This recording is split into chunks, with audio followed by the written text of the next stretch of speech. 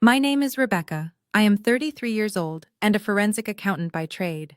I hunt hidden assets for a living, but I never thought the biggest fraud I would uncover would be sitting across from me at the family dinner table. Just hours after my own mother slapped my 6-year-old daughter for daring to touch a holiday cookie, I received a text from my father threatening to ruin my life over a $200,000 loan. He thought I was just a vulnerable single mother he could extort. He did not realize I had already audited his entire existence. Before I continue this story, let me know where you are watching from in the comments below. Hit like and subscribe if you have ever had to cut ties with toxic family members who thought they could manipulate your kindness. Growing up in our upscale home in the Chicago suburbs, the holidays were never about genuine gratitude. They were strictly theatrical performances. My mother Barbara, who just turned 60, lived for these elaborate displays of wealth and perfect family optics.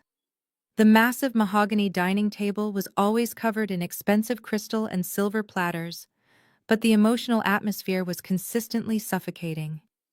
I had spent my entire life playing the role of the family scapegoat. I was the practical, boring daughter who quietly fixed everyone else's problems and maintained a perfect credit score, while my older sister Brittany was actively worshipped as the flawless golden child.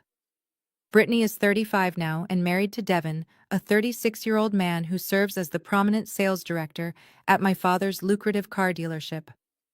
Devin is a smooth-talking African-American man who perfectly fit into my parents' exclusive country club aesthetic, just as long as he kept making my father money and bringing in high-end clients. Together, Brittany and Devin could do absolutely no wrong.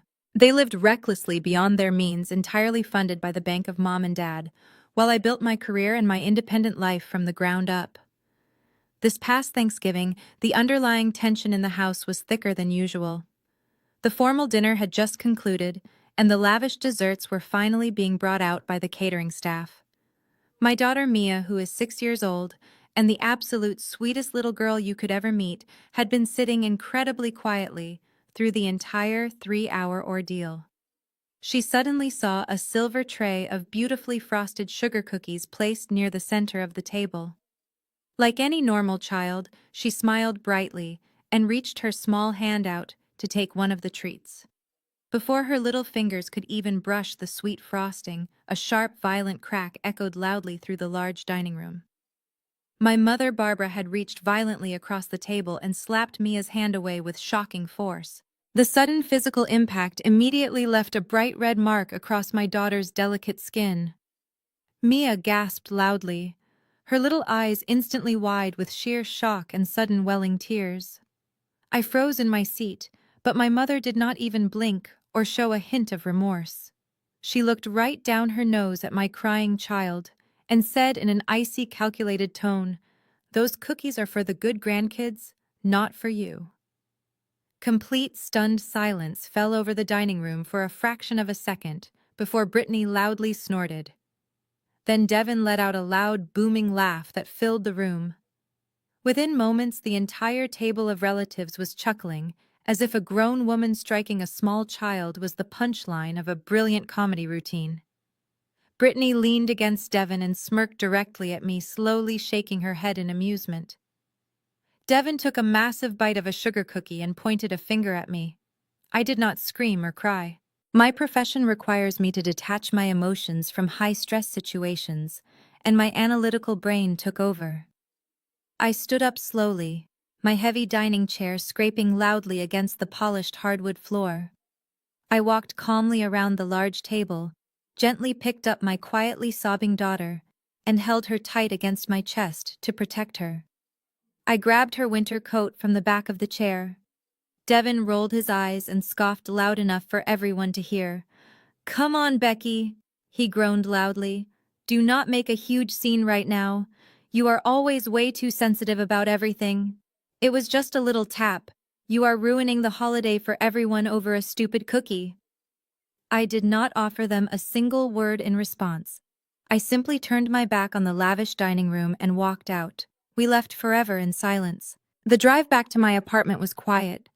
I gripped the steering wheel tightly while checking the rearview mirror every few minutes to make sure Mia was all right. She had fallen asleep clutching her small stuffed bear with her little hand still red from my mother's unprovoked strike. I felt a cold, hard knot form in my chest. For years I had swallowed their insults and their blatant favoritism.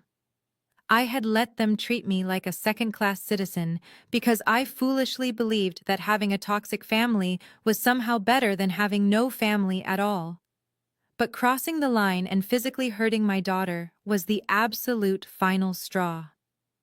I carried Mia inside and gently tucked her into her warm bed.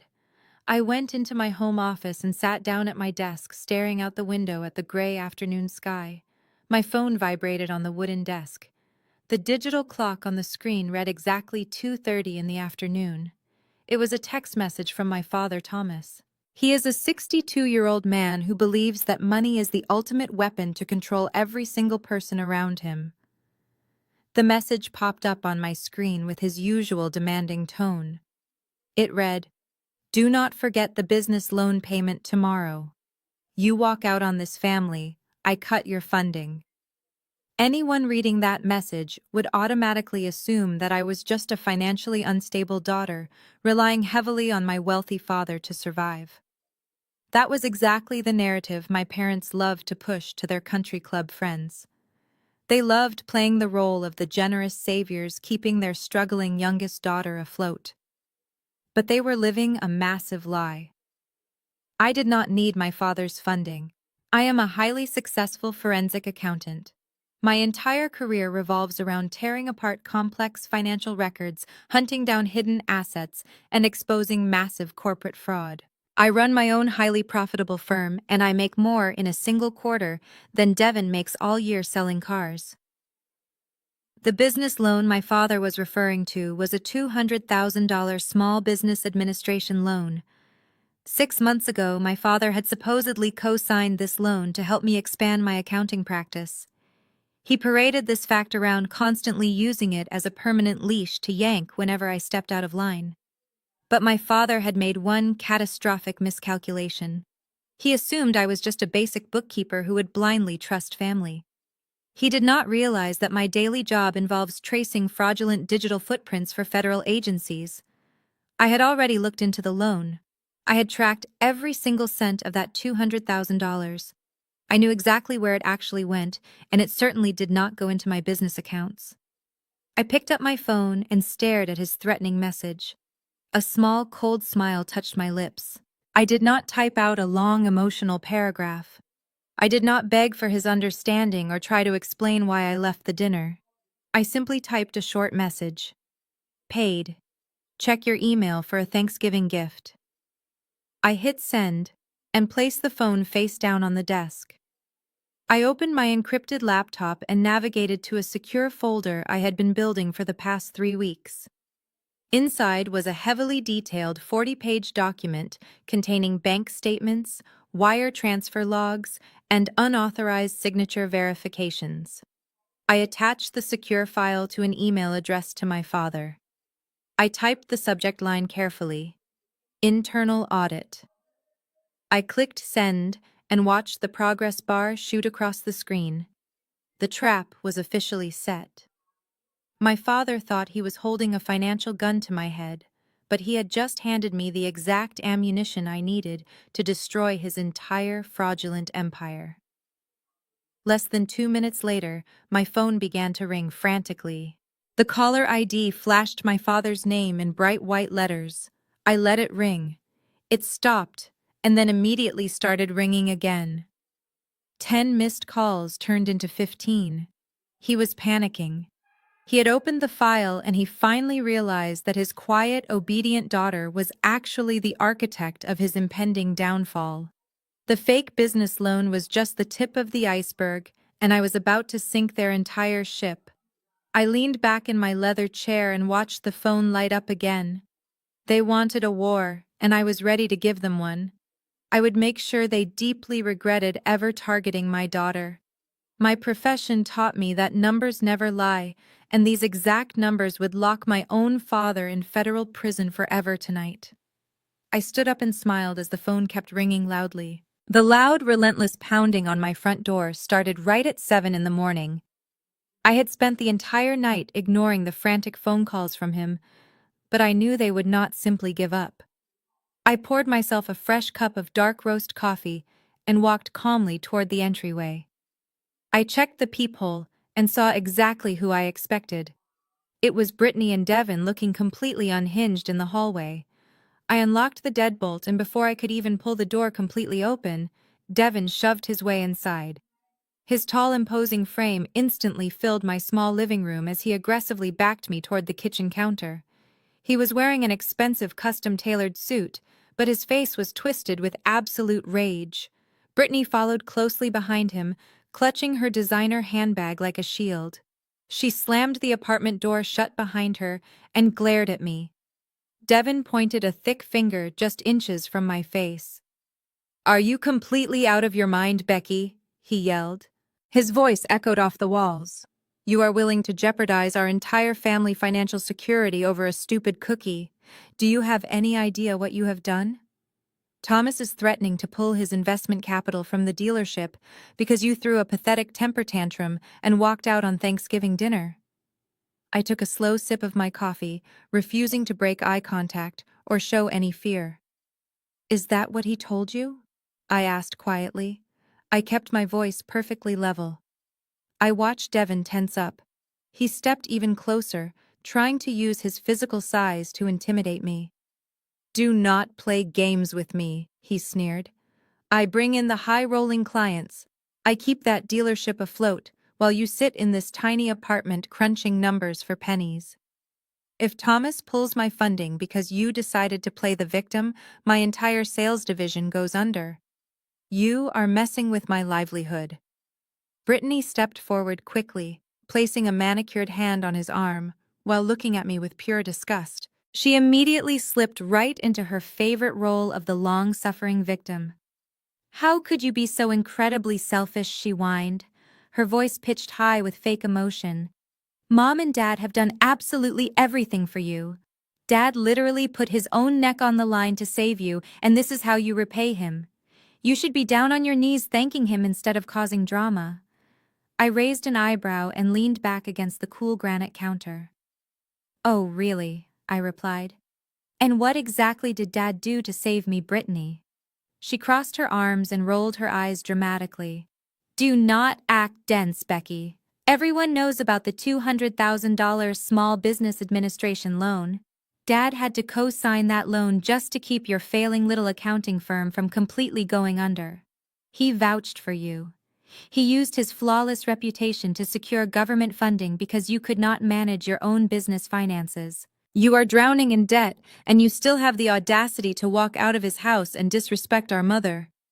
I listened to her recite the exact false narrative my parents had been feeding the family for 6 solid months.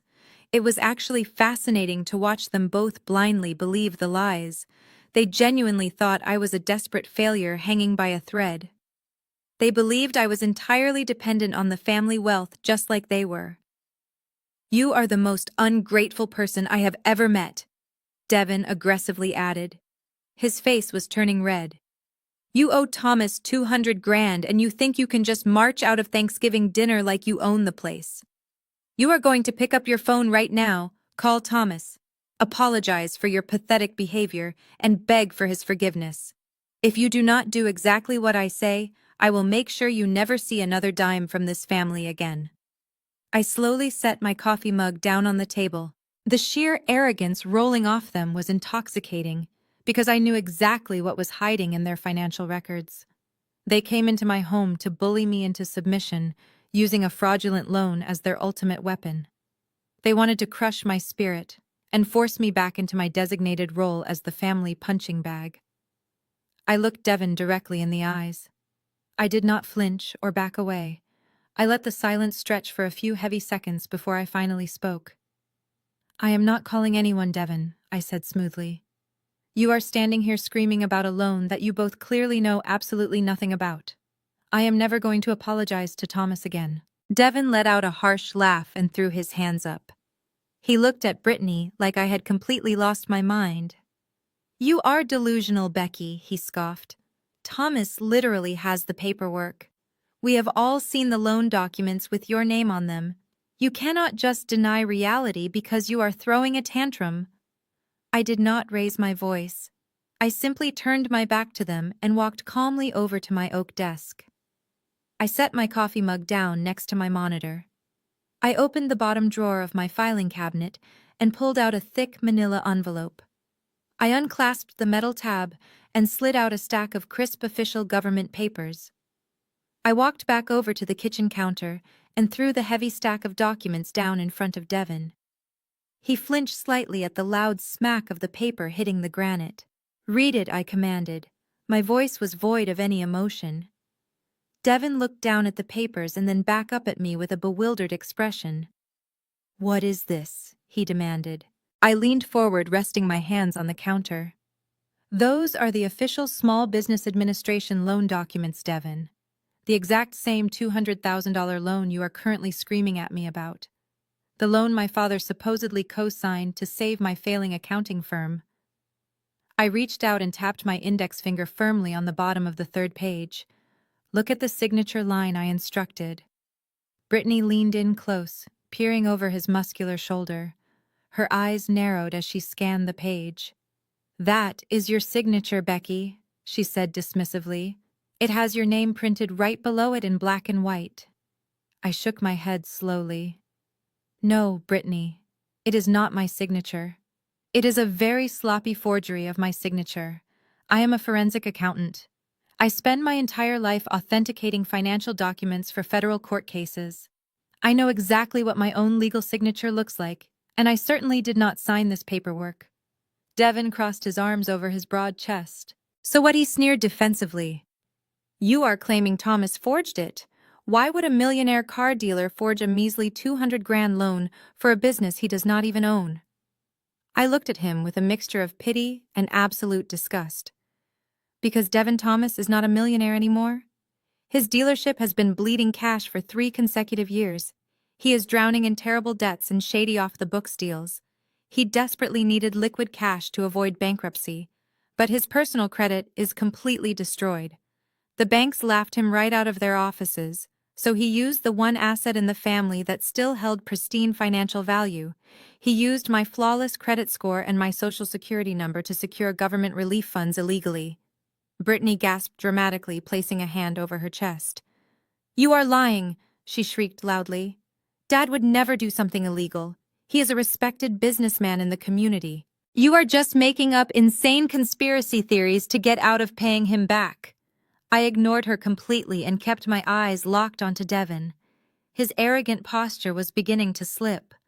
A small bead of sweat formed near his hairline. "But here is the most interesting part, Devin," I continued smoothly. "I did a full audit on the funds. When the federal government approved that $200,000 loan, the money did not go into my accounting firm account. It did not even go into Thomas' personal bank account. It was systematically wired in 4 separate installments of $50,000 directly into your private offshore checking account." The color instantly drained from his face. His mouth opened slightly, but no words came out. "You see, Devin? I know exactly what you both have been doing," I said, leaning even closer. "Thomas needed the money to cover his massive losses at the dealership, but he could not deposit federal relief funds directly into a failing business without triggering an immediate tax audit. So he used you. He funneled the stolen government cash right into your accounts, and you quietly moved the money around to make it look like legitimate luxury car sales. You are not a brilliant sales director, Devin. You are a highly active participant in federal wire fraud and money laundering, and the best part is that I have every single bank statement to prove it." Brittany looked back and forth between us. Her eyes were wide with rising panic. "Devin, tell her she is lying," she demanded, pulling on his suit sleeve. "Tell her she is making this up right now." Devin stood paralyzed. He just stared in horror at the documents. The heavy silence in my kitchen was suddenly shattered by the sharp ringing of my cell phone resting on the counter. Devin and Brittany both jumped at the sudden noise. I glanced down at the bright screen. It was my mother, Barbara, calling. I picked up the phone and pressed the green answer button, putting the call on speaker so my uninvited guests could hear every single word. I did not say hello, I just waited for her to speak. The sound of dramatic, forced sobbing echoed through the small speaker. Rebecca. My mother wailed, her voice trembling with manufactured grief. How could you do this to us? Your father is currently pacing the floor having a panic attack. You are tearing this family apart.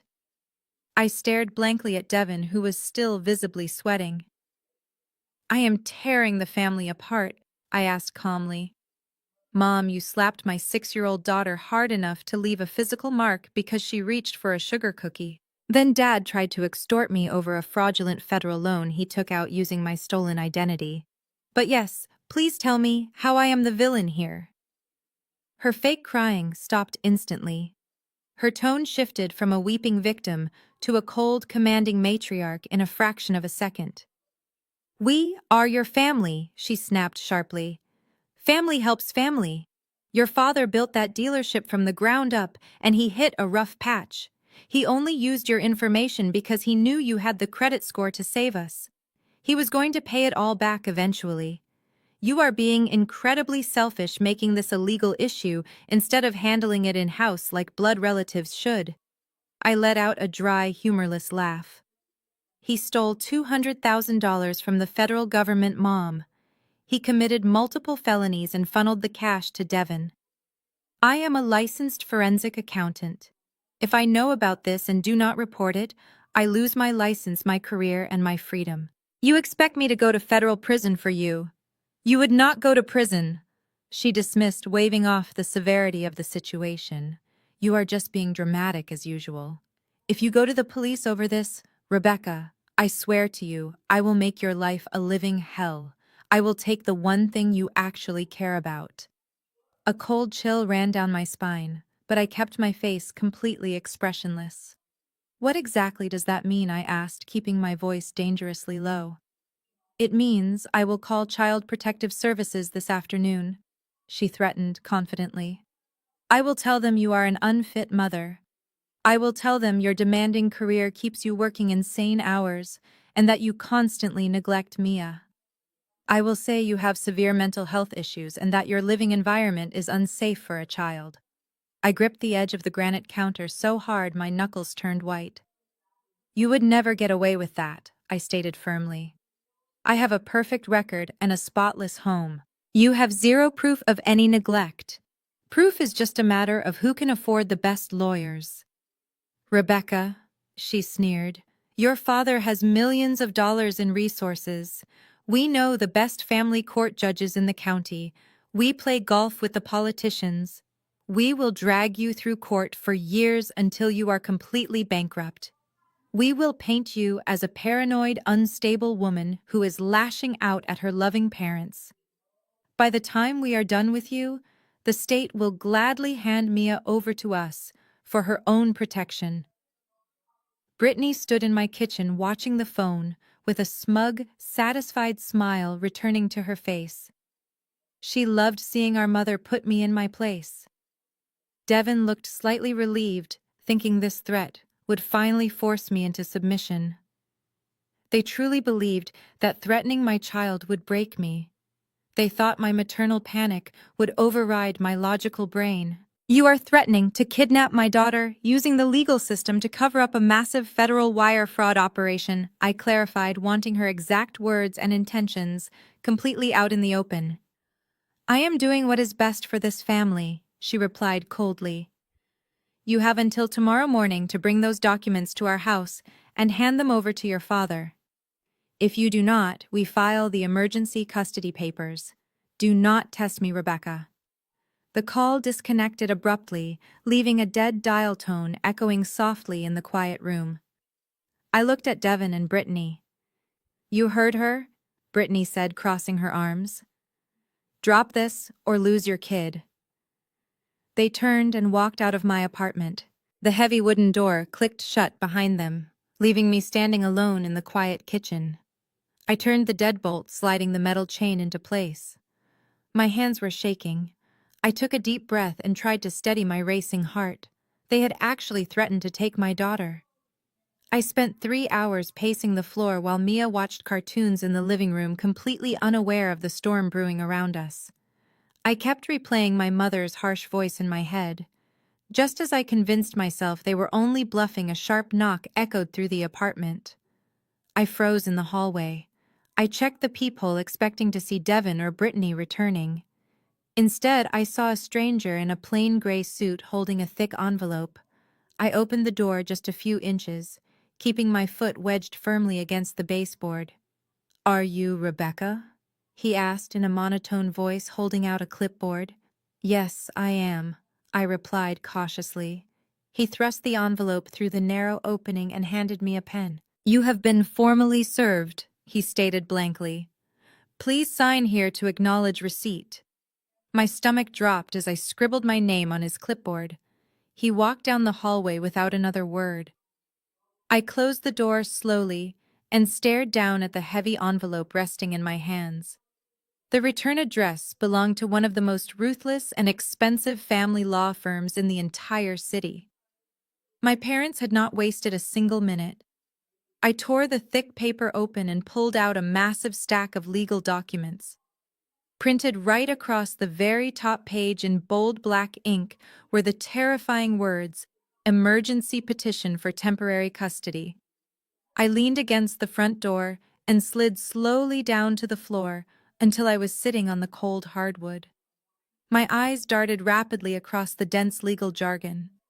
They had filed an emergency injunction, claiming I was suffering from severe psychological distress and complete financial ruin. They attached completely fabricated statements from Devon claiming I was erratic and highly dangerous. They even had the audacity to request supervised visitation rights for me while they assumed full guardianship of Mia. The sheer terror hit me like a physical blow to the chest. The room started to spin slightly. My parents were extremely wealthy and highly connected. They regularly golfed with local politicians and had powerful judges sitting on their speed dial. The justice system is terrifyingly vulnerable to people with endless financial resources. I knew firsthand how easily a vicious lawyer could twist a demanding career into a false narrative of severe child neglect. They were actively weaponizing the legal system to silence me about their federal fraud. They figured the absolute panic of losing my child would force me to instantly surrender those loan documents and beg for their mercy. For about 5 agonizing minutes, I just sat there on the floor, paralyzed by the terrifying thought of my daughter being ripped away from me and placed into that incredibly toxic environment. I looked over into the bright living room. Mia was sitting on the soft carpet building a massive castle out of colorful plastic blocks. She placed a tiny flag on top of her tower and clapped her little hands together, beaming with pure, innocent pride. Looking at her sweet face, something inside me fundamentally shifted. The paralyzing fear instantly evaporated and was rapidly replaced by an icy, focused rage. They had made a fatal miscalculation. They attacked the one thing I loved more than life itself, but they forgot exactly who they were dealing with. The terrified single mother completely vanished. The cold, calculating forensic accountant immediately took over my brain. I stood up from the floor and tossed the custody petition onto the kitchen counter. This was not a real family court battle. This was a highly aggressive intimidation tactic designed to distract me from the real crime at hand. My father was terrified of federal prison, and my mother was terrified of losing her country club status. They were bleeding cash and utterly desperate to maintain control. I walked straight into my home office and locked the heavy wooden door securely behind me. I sat down at my desk and powered on my encrypted workstation. If they wanted to play a high-stakes game of legal warfare, I was going to utterly destroy their entire foundation. They were relying on dirty local lawyers, but I was dealing with severe federal crimes. A custody petition means absolutely nothing when the wealthy petitioners are sitting in a federal penitentiary facing decades behind iron bars. I cracked my knuckles and opened my secure auditing software. It was time to stop defending myself and start dismantling their entire fraud operation. My home office was suddenly too small for the massive web of lies I was about to untangle. I grabbed my laptop, a massive stack of blank printer paper, and 3 separate boxes of red push pins, and relocated straight into the center of the living room. I pushed my coffee table out of the way and dragged a large corkboard out of the hallway closet, leaning it against the wall right next to Mia's play area. This was no longer just an apartment, it was a forensic war room. I booted up my specialized tracing software and began pulling every single public record associated with Thomas's luxury car dealership. I bypassed the standard search engines and dug directly into state corporate registries, tax liens, and property deeds. My fingers flew across the keyboard as I downloaded years of financial filings. When you know exactly what you are looking for, corporate fraud is incredibly easy to spot. People like my father always think they are brilliant masterminds, but they always leave a digital trail of breadcrumbs. I printed out the initial wire transfers. I had already found the ones showing the Small Business Administration loan being funneled directly into Devon's offshore checking account. I pinned them to the center of the corkboard, but I needed to know the final destination of that money. Devon was arrogant, but he was not stupid enough to just leave $200,000 sitting in a single account, waiting to be audited by the IRS. I ran a deep background check on Devon's recent financial movements using a secure professional database. It took less than 45 minutes for the first major red flag to pop up on my screen. Exactly 3 days after the federal funds hit his offshore account, Devon authorized a massive wire transfer for $180,000. But he did not send it to the dealership to cover payroll or inventory like they claimed. He sent it to a newly formed limited liability company called Blue Horizon Investments. I wrote the name of the LLC on a thick index card and pinned it right next to Devon's bank statement, connecting them with a piece of red string. I then opened the state business registry to look up the founding documents for Blue Horizon Investments. I needed to see who the registered agent was. As the PDF loaded on my screen, my eyes narrowed. The company was registered to a small, discreet post office box in a wealthy suburb just 20 minutes away. But the listed managing director was not Thomas, and it was not Devon. The sole managing director of Blue Horizon Investments was Brittany. I leaned back on the carpet and stared at the glowing monitor in absolute disbelief. The sheer audacity of their lie was staggering. Brittany had stood in my kitchen just hours ago, crying fake tears and playing the victim. She had aggressively shamed me for supposedly bankrupting our father and destroying the family business. She had screamed that the loan was meant to save the dealership from going under. But the dealership was never the actual priority. The entire business was just a decaying front. The $200,000 of stolen government relief money was actually seed money. They had used my pristine credit score and my stolen Social Security number to illegally fund a shell company exclusively owned by my spoiled older sister. I did not stop there. I needed to know exactly what Blue Horizon Investments was doing with that stolen federal cash. I cross-referenced the LLC against county property records. The search results instantly populated with 3 separate hits. Brittany had used the stolen money as a massive cash down payment on a luxury vacation condo right on the waterfront. She was not just passively receiving stolen funds, she was actively laundering federal money through high-end real estate purchases. The sick, twisted reality of the situation finally washed over me. My parents were so deeply obsessed with maintaining Brittany's image as the perfect wealthy golden child that they were willing to commit federal identity theft to fund her lavish lifestyle. And when the money ran out, they decided to sacrifice my entire future to keep her afloat. They were fully prepared to steal my 6-year-old daughter and throw me into a vicious family court battle just to distract me from the fact that Brittany was buying oceanfront property with my stolen identity. I felt a cold, sharp smile spread across my face. They thought they had backed me into a corner with that custody petition. They thought they had outsmarted me. But they had just handed a licensed forensic accountant the exact blueprint to their entire criminal enterprise. I grabbed a black marker and drew a massive circle around Brittany's name on the printed property deed. The golden child of our family was about to take a very hard fall. I dropped the black marker onto the desk and picked up my cell phone. The time for gathering evidence on my own was officially over. I needed federal jurisdiction to lock this down before my parents could push their emergency custody petition through the local courts. I scrolled past the numerous threatening text messages from my mother and dialed a highly secure number I knew by heart.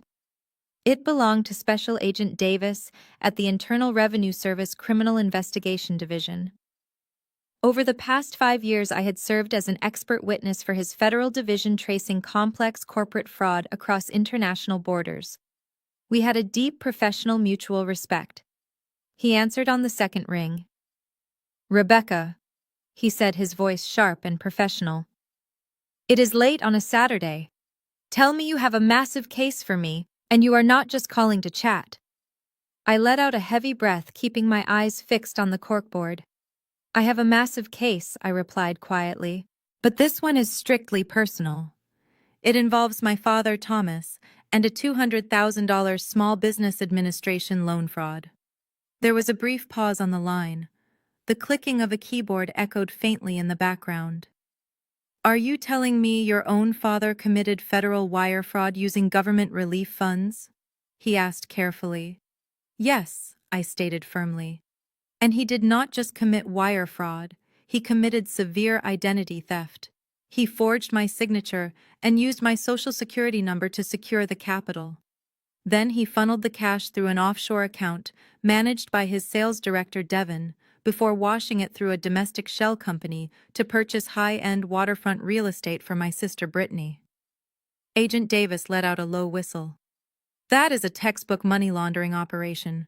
Do you have the paper trail to back this up?"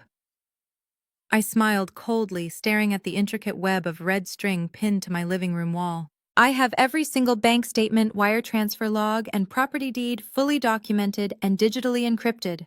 I am sending you the secure access keys to my private server right now." I tapped a few keys on my laptop, executing the legal data transfer. As the progress bar filled my mind, briefly flashed back to my 18th birthday. That was the exact day I learned my family viewed me entirely as a disposable financial asset. While other teenagers were celebrating their transition into adulthood, I was sitting in a local bank branch staring at a severely defaulted credit report. My parents had secretly opened 4 different high-limit credit cards using my social security number when I was just 16 years old. They maxed them out to pay for Brittany to take a lavish European graduation trip and then simply stopped making the payments.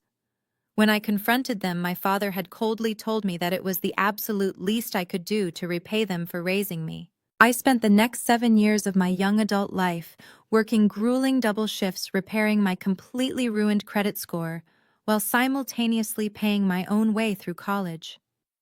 That agonizing experience is exactly what drove me to become a forensic accountant in the first place.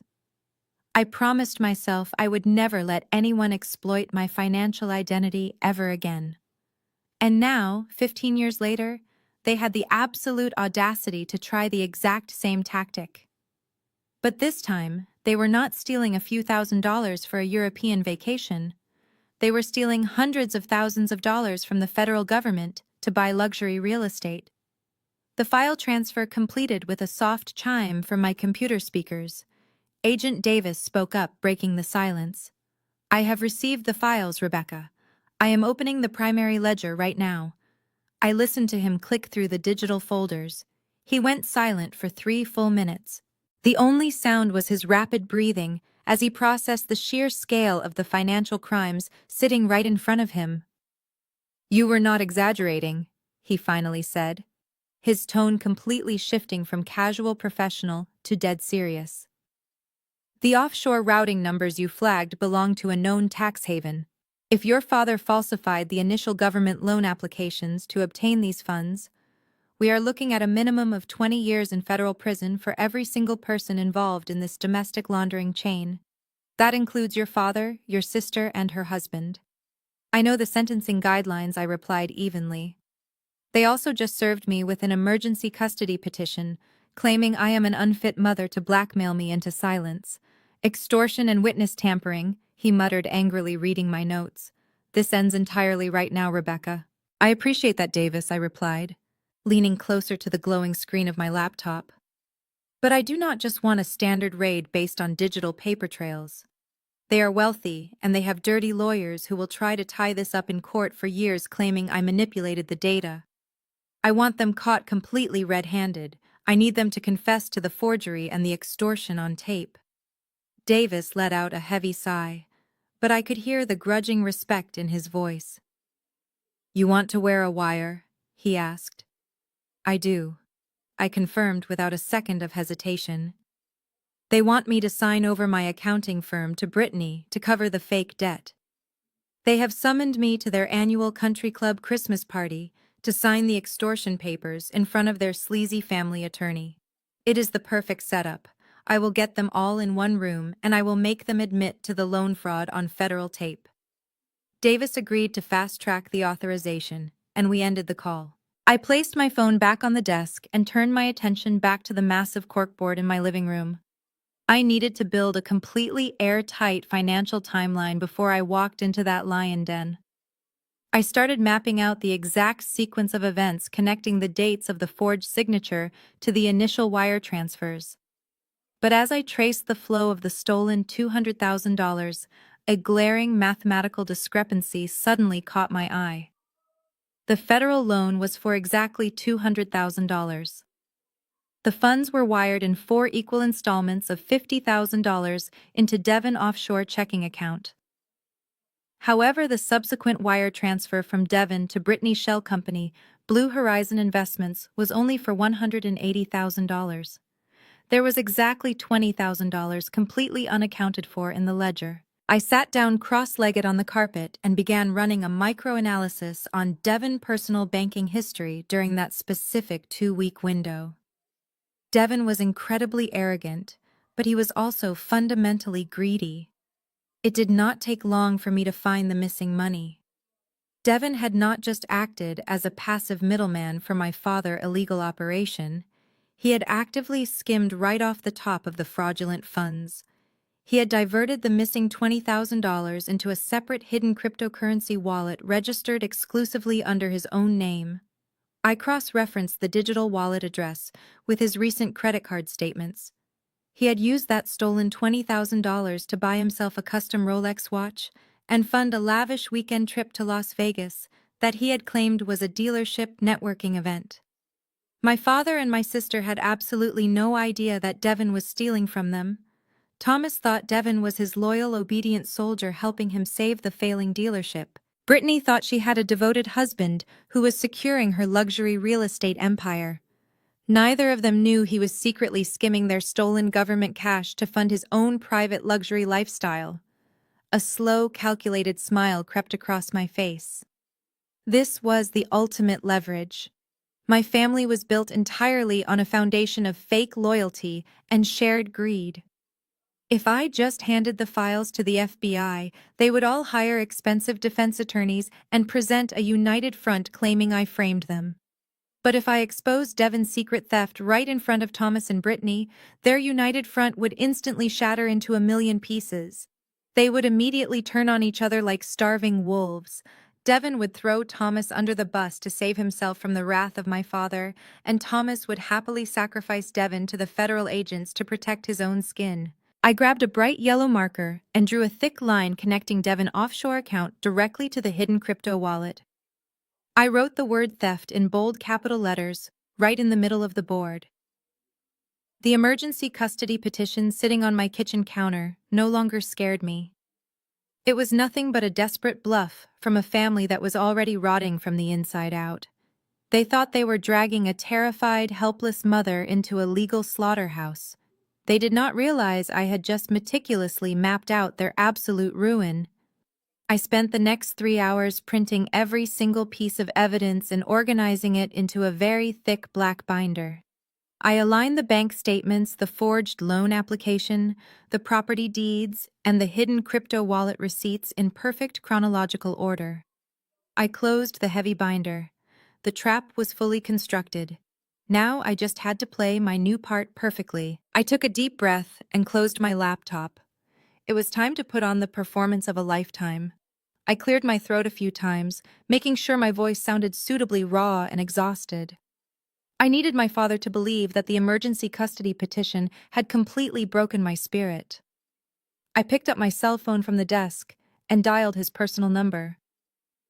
I let my hand shake slightly just to physically put myself in the mindset of a terrified mother. The phone rang 3 times before he finally picked up. He did not say hello. He simply breathed heavily into the receiver, waiting for me to speak first. It was a classic intimidation tactic he had used on his car dealership employees for decades. I forced a wet, desperate sob into my throat before I spoke. "Dad, please," I whispered, letting my voice crack perfectly on the last syllable. A loud, smug sigh echoed through the phone. "Well, well," he drawled, his voice dripping with absolute arrogance. "I see the process server finally made it to your little apartment. Are you ready to stop throwing your ridiculous tantrums and start acting like a respectful member of this family, Rebecca?" I gripped the edge of my desk, fighting the overwhelming urge to scream the truth at him. Instead, I squeezed my eyes shut and forced another fake sob out of my lungs. "You cannot take Mia away from me," I pleaded loudly, my voice trembling with manufactured panic. "Please, Dad, I am begging you. Do not do this to her. Do not do this to me. She is my little girl." I heard the ice clinking in a glass on his end of the line. He was probably sitting in his massive leather recliner, sipping expensive bourbon bought with stolen federal funds. "You brought this entirely on yourself," he stated coldly. "You walked out of Thanksgiving dinner and disrespected your mother. You threatened your sister and her husband. You left me with absolutely no choice. You are clearly unstable, and we have to protect our granddaughter from your erratic behavior." I let out a ragged breath, making sure it was loud enough for the microphone to pick up. "Okay, I surrender," I cried out, making my voice sound completely defeated. "You win, Dad. You win. Just please drop the custody petition. Tell Mom not to call Child Protective Services. I will do whatever you want. I will take the blame for the loan." A heavy silence fell over the line. I knew I had him hooked. The sheer narcissism of a man like my father could never resist total, absolute submission. "What exactly are you offering, Rebecca?" he asked, his tone suddenly dropping an octave, becoming strictly business. "I will confess to taking the $200,000 Small Business Administration loan I offered," my voice shaking violently. "I will tell anyone who asks that I applied for it and that I forged your signature as a co-signer because my accounting firm was failing. I will take the entire debt under my own name, and I will pay back every single penny to the government. Just please drop the lawsuit and leave my daughter alone." I listened closely as he processed the offer. It was exactly what he wanted. He wanted a complete legal shield. If the IRS ever came knocking, he could just point his finger at his pathetic, financially ruined daughter and claim he was a victim of my fraud. It was a coward move, but Thomas was the ultimate coward. He chuckled softly, a dark, menacing sound that made my skin crawl. "That is very generous of you, Rebecca," he replied smoothly. "But your word means absolutely nothing to me anymore. You have proven that you are highly unpredictable. If you really want me to call off my high-priced lawyers, you are going to put that confession in writing. I want a legally binding document, drafted by my attorney, stating that you accept full financial and legal responsibility for that specific federal loan." I sniffled loudly and wiped a fake tear from my cheek. "I will sign whatever you want, Dad," I whimpered softly. "Just promise me you will tear up those custody papers the second I sign." "I promise," he lied smoothly. I could hear the sheer triumph radiating from his voice. He honestly thought he had just executed the greatest financial manipulation of his entire life. He thought he had successfully forced his youngest daughter to take the fall for his massive federal crimes just by threatening to steal her child. He was absolutely drunk on his own perceived power. But he had no idea he was playing directly into the hands of a federal investigator. The trap was springing shut. I took a deep breath, keeping up the facade of a broken woman. "But Dad," I stammered, acting as though the mere thought of taking on that massive debt was physically crushing me. $200,000 is a huge amount of money. It will take me years to pay that off. I am a single mother. You have to give me some kind of grace period. A harsh scoff echoed through the phone line. Grace period? He mocked bitterly. You lost the right to ask for grace the second you walked out of my house and threatened my family, Rebecca. You are lucky I am even giving you this option. But since you mentioned your precarious financial situation, I think we need to establish some collateral. I frowned, genuinely confused for a split second before my forensic mind caught up to his twisted logic. Collateral? I asked weakly. What do you mean, collateral? You are already making me sign a confession. I mean that I do not trust you. He snapped, his voice hardening. You are sneaky, Rebecca. You have always been sneaky. You could sign that paper today and then turn around and file for bankruptcy tomorrow just to spite us. We need a guarantee that you are going to bleed for this money. I want 51% of your accounting firm. The sheer audacity of his demand actually made me blink in genuine surprise. He was not just trying to force me to take the fall for his federal crimes. He was actively trying to steal the highly successful business I had built entirely from scratch. You want my company, I whispered, letting genuine shock bleed into my voice. I want a controlling interest in your company, he corrected smoothly. We will transfer 51% of your business shares directly into Brittany's name. She will be the majority owner. If you default on a single payment for that loan, she will liquidate your entire client list and sell your assets to cover the debt.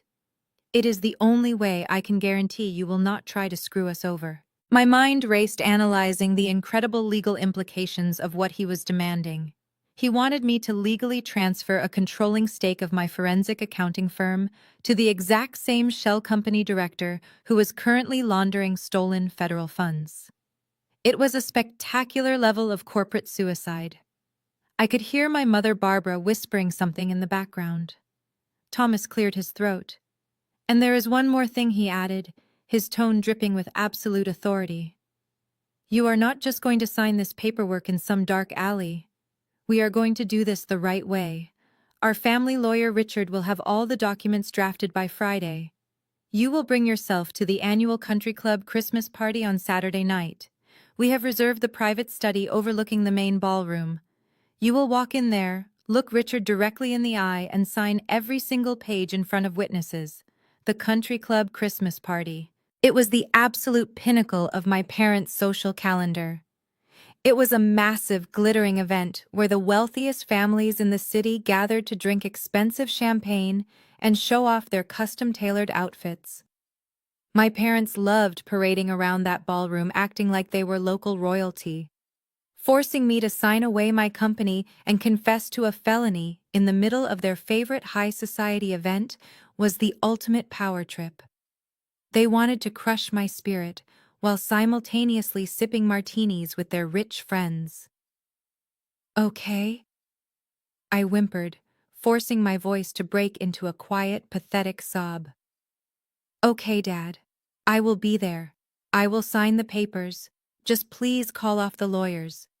I will tell Richard to hold the custody petition until Sunday morning, Thomas replied coldly. If you show up and sign the papers, I will have him shred it. If you try anything funny, or if you try to run, I will have the police at your door by noon. We will see you on Saturday night, Rebecca. Do not be late. He hung up the phone without another word.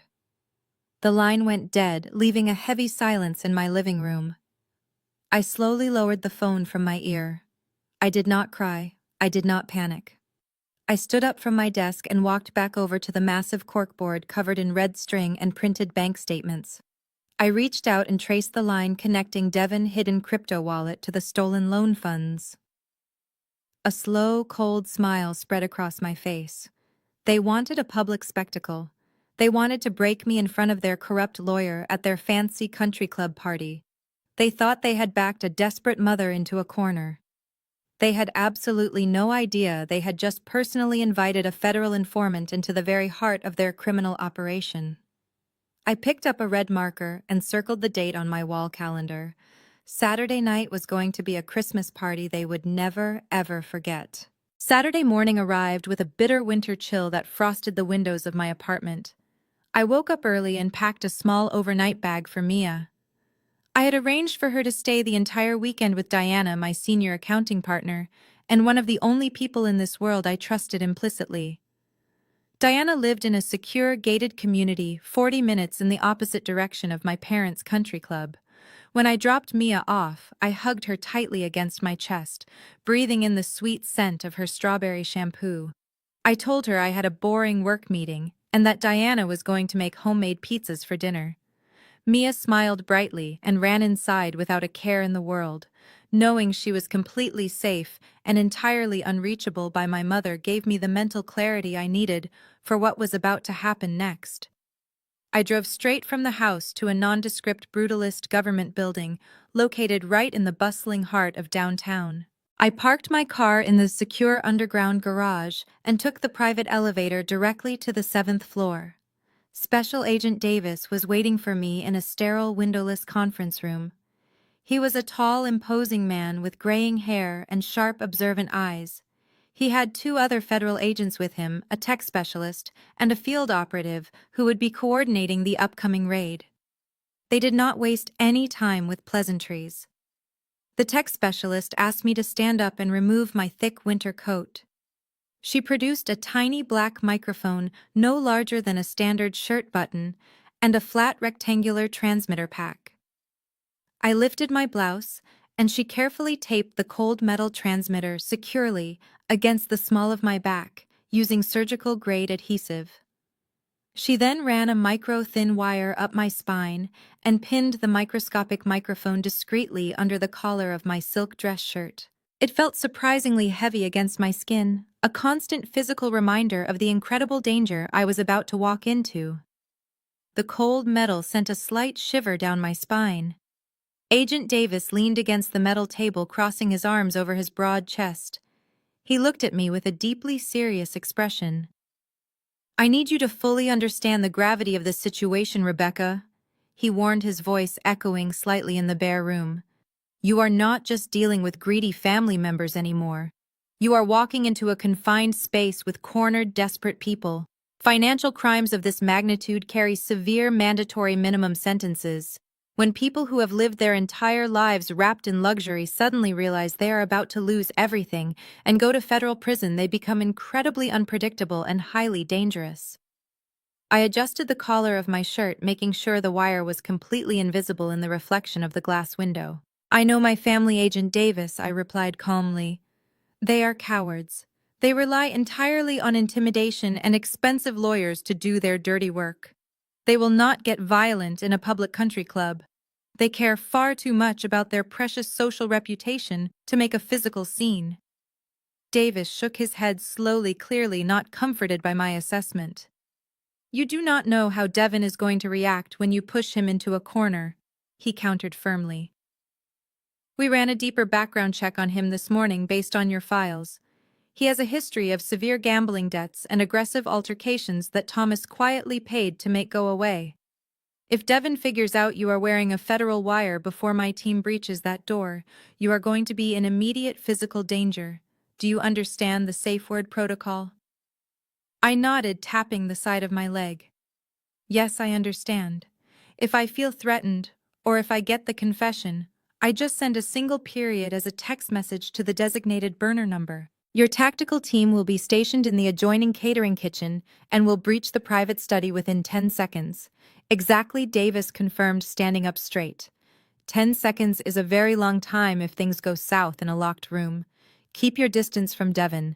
Do not let him stand between you and the exit door. Let them do the talking. Guide the conversation toward the Small Business Administration loan and the forged signature, but do not push too aggressively. Let their own massive arrogance dig their graves." I thanked the tech specialist and put my heavy winter coat back on, concealing the federal equipment perfectly. I walked out of the government building and back into the freezing winter air. My heart was pounding a steady, rhythmic beat against my ribs, but my mind was completely focused on the mission. I climbed into my car and turned the heater on high. The sun was beginning to set, casting long, dark shadows across the city skyline. It was finally time. I put the car in drive and headed straight toward the opulent country club where my parents were waiting to destroy my life. I pulled my car up to the massive iron gates of the Oak Ridge Country Club. The entire estate was glowing under the dark winter sky. Thousands of warm, white Christmas lights were meticulously wrapped around every single oak tree lining the long, sweeping driveway. Expensive European luxury cars were stacked in the valet circle.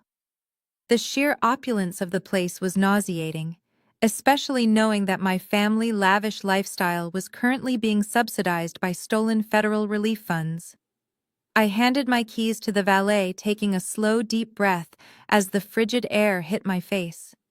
The wire taped to my lower back felt cold and heavy against my skin.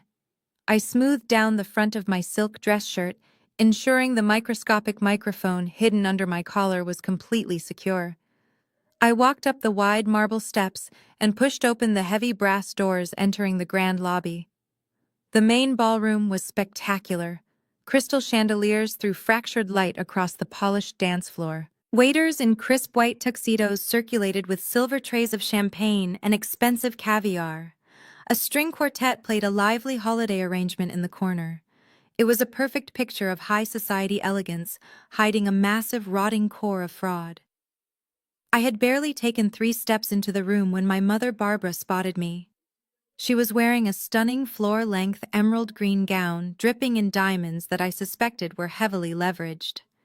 She broke away from a group of wealthy socialites and marched directly toward me, her high heels clicking aggressively against the marble floor. She grabbed my upper arm, her perfectly manicured fingernails digging painfully into my skin.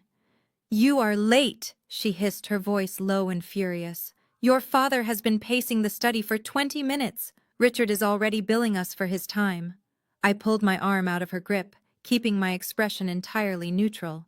"I hit traffic, Mom," I replied softly, playing the role of the defeated daughter. I am here now. Let us just get this over with so I can go home." Her eyes narrowed, taking in my simple, understated black dress. She clearly disapproved of my lack of glamorous effort, but she quickly plastered a wide, fake smile across her face as 2 older women approached us from the bar. These were women my mother played tennis with, women she desperately needed to impress. "Oh, Margaret, Helen," she called out, her voice suddenly pitching up an octave to sound sickly sweet. "Look who finally decided to join us. It is my youngest, Rebecca." Margaret, an older woman dripping in expensive pearls, looked me up and down with barely concealed pity. "Oh, hello, Rebecca," she said slowly as if speaking to a fragile child.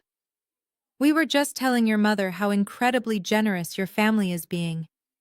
It must be such a massive relief to have a father willing to bail you out of such a terrible financial mess." I forced a small, tight smile, completely ignoring the burning rage rising in my chest. Helen chimed in, shaking her head sympathetically.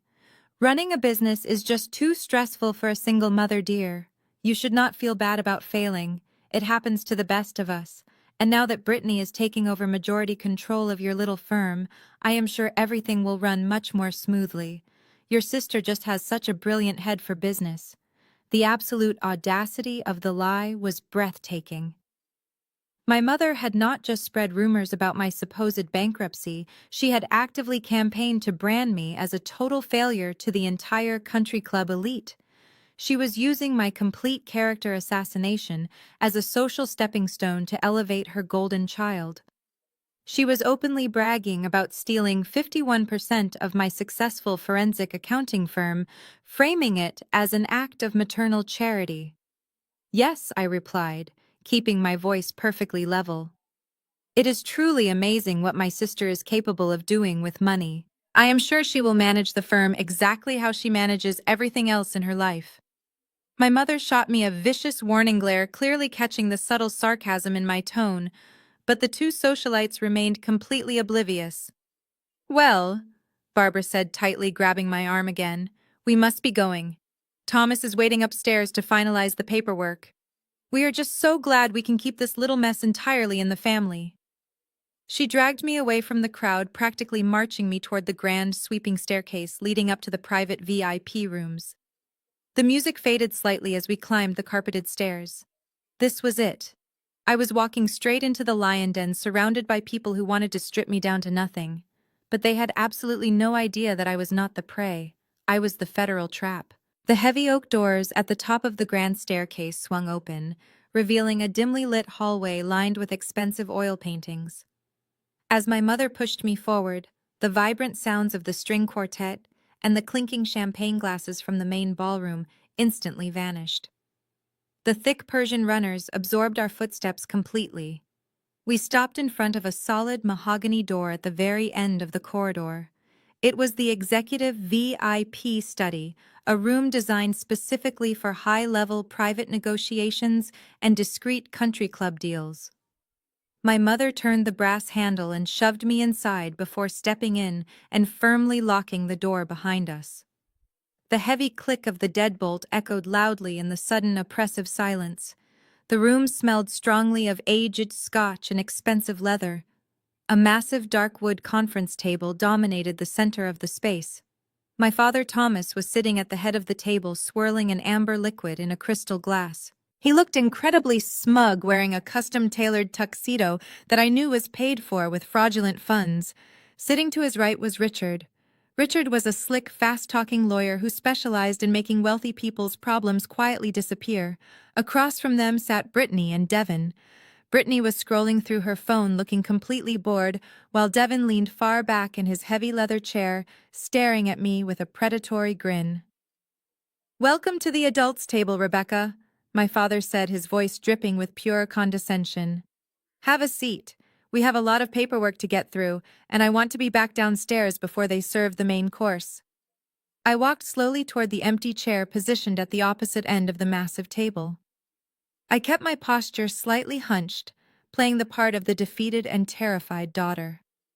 As I sat down, I could feel the cold metal of the federal transmitter pressing reassuringly against my lower spine. Richard cleared his throat and opened his leather briefcase. He pulled out a thick stack of legal documents printed on heavy ivory paper. He did not bother with any polite greetings or legal disclaimers. He simply slid the massive contract aggressively across the polished mahogany wood until it bumped against my hands. "This is the transfer agreement and the formal debt acknowledgement," Richard stated in a bored, monotone voice. "It legally transfers 51% of the voting shares and ownership rights of your accounting firm directly to your sister Brittany. The second section is a binding affidavit stating that you accept sole and complete financial responsibility for the $200,000 Small Business Administration loan currently under investigation. You will waive all rights to appeal or contest this debt in any future court proceedings." I stared down at the documents, letting my hands tremble visibly. "You want me to just sign away my entire life work without even reading the fine print?" I asked, my voice wavering perfectly. Devon let out a loud, harsh bark of laughter. He leaned forward, resting his elbows heavily on the table. "You do not need to read anything, Becky," he sneered. "You just need to pick up the pen and do exactly what you are told. You are way out of your league here. You thought you could throw a tantrum at Thanksgiving and actually threaten us.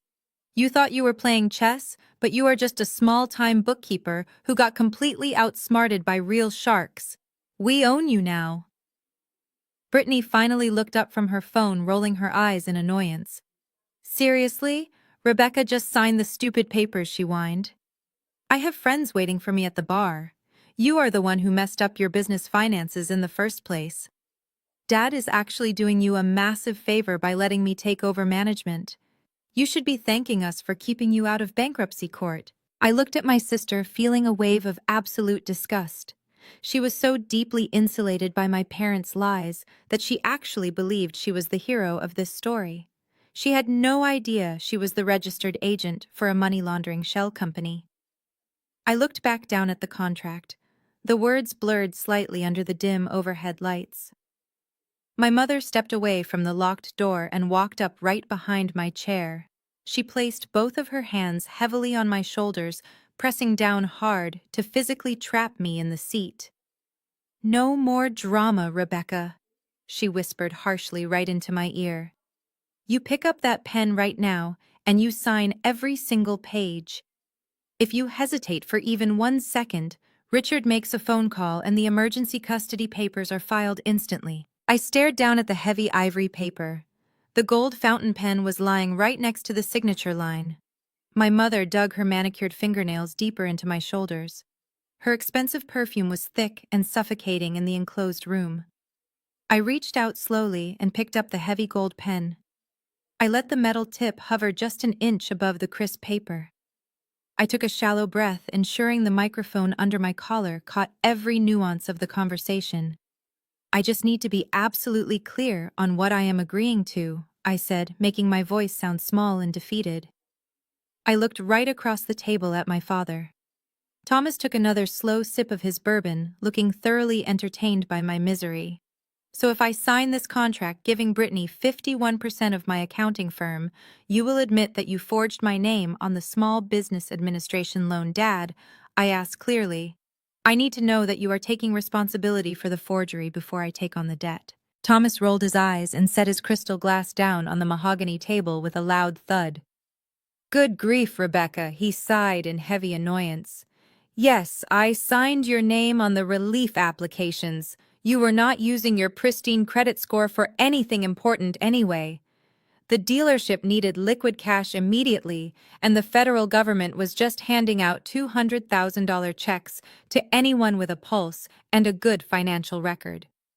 I did what I had to do to protect the family empire. So you admit you committed identity theft to defraud a federal agency?" I pressed gently, keeping my tone completely submissive so he would not realize he was being interrogated. Richard, the slick family lawyer, shifted slightly in his leather chair. "Thomas, do not use those specific legal terms," Richard warned quietly. But my father was far too arrogant to listen to legal counsel from a man he paid by the hour. "Oh, shut up, Richard," Thomas snapped, waving a dismissive hand. "It is not identity theft if it stays in the family. She is my daughter. I own her credit." My mother Barbara leaned down so her face was right next to mine. Her voice was pure venom. "We gave you life, Rebecca," she hissed angrily. "We fed you and clothed you and paid for your existence.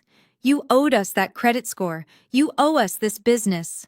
Now stop stalling and sign the damn paper before I call the judge myself and have Mia taken away from you tonight." I let the pen hover a little longer.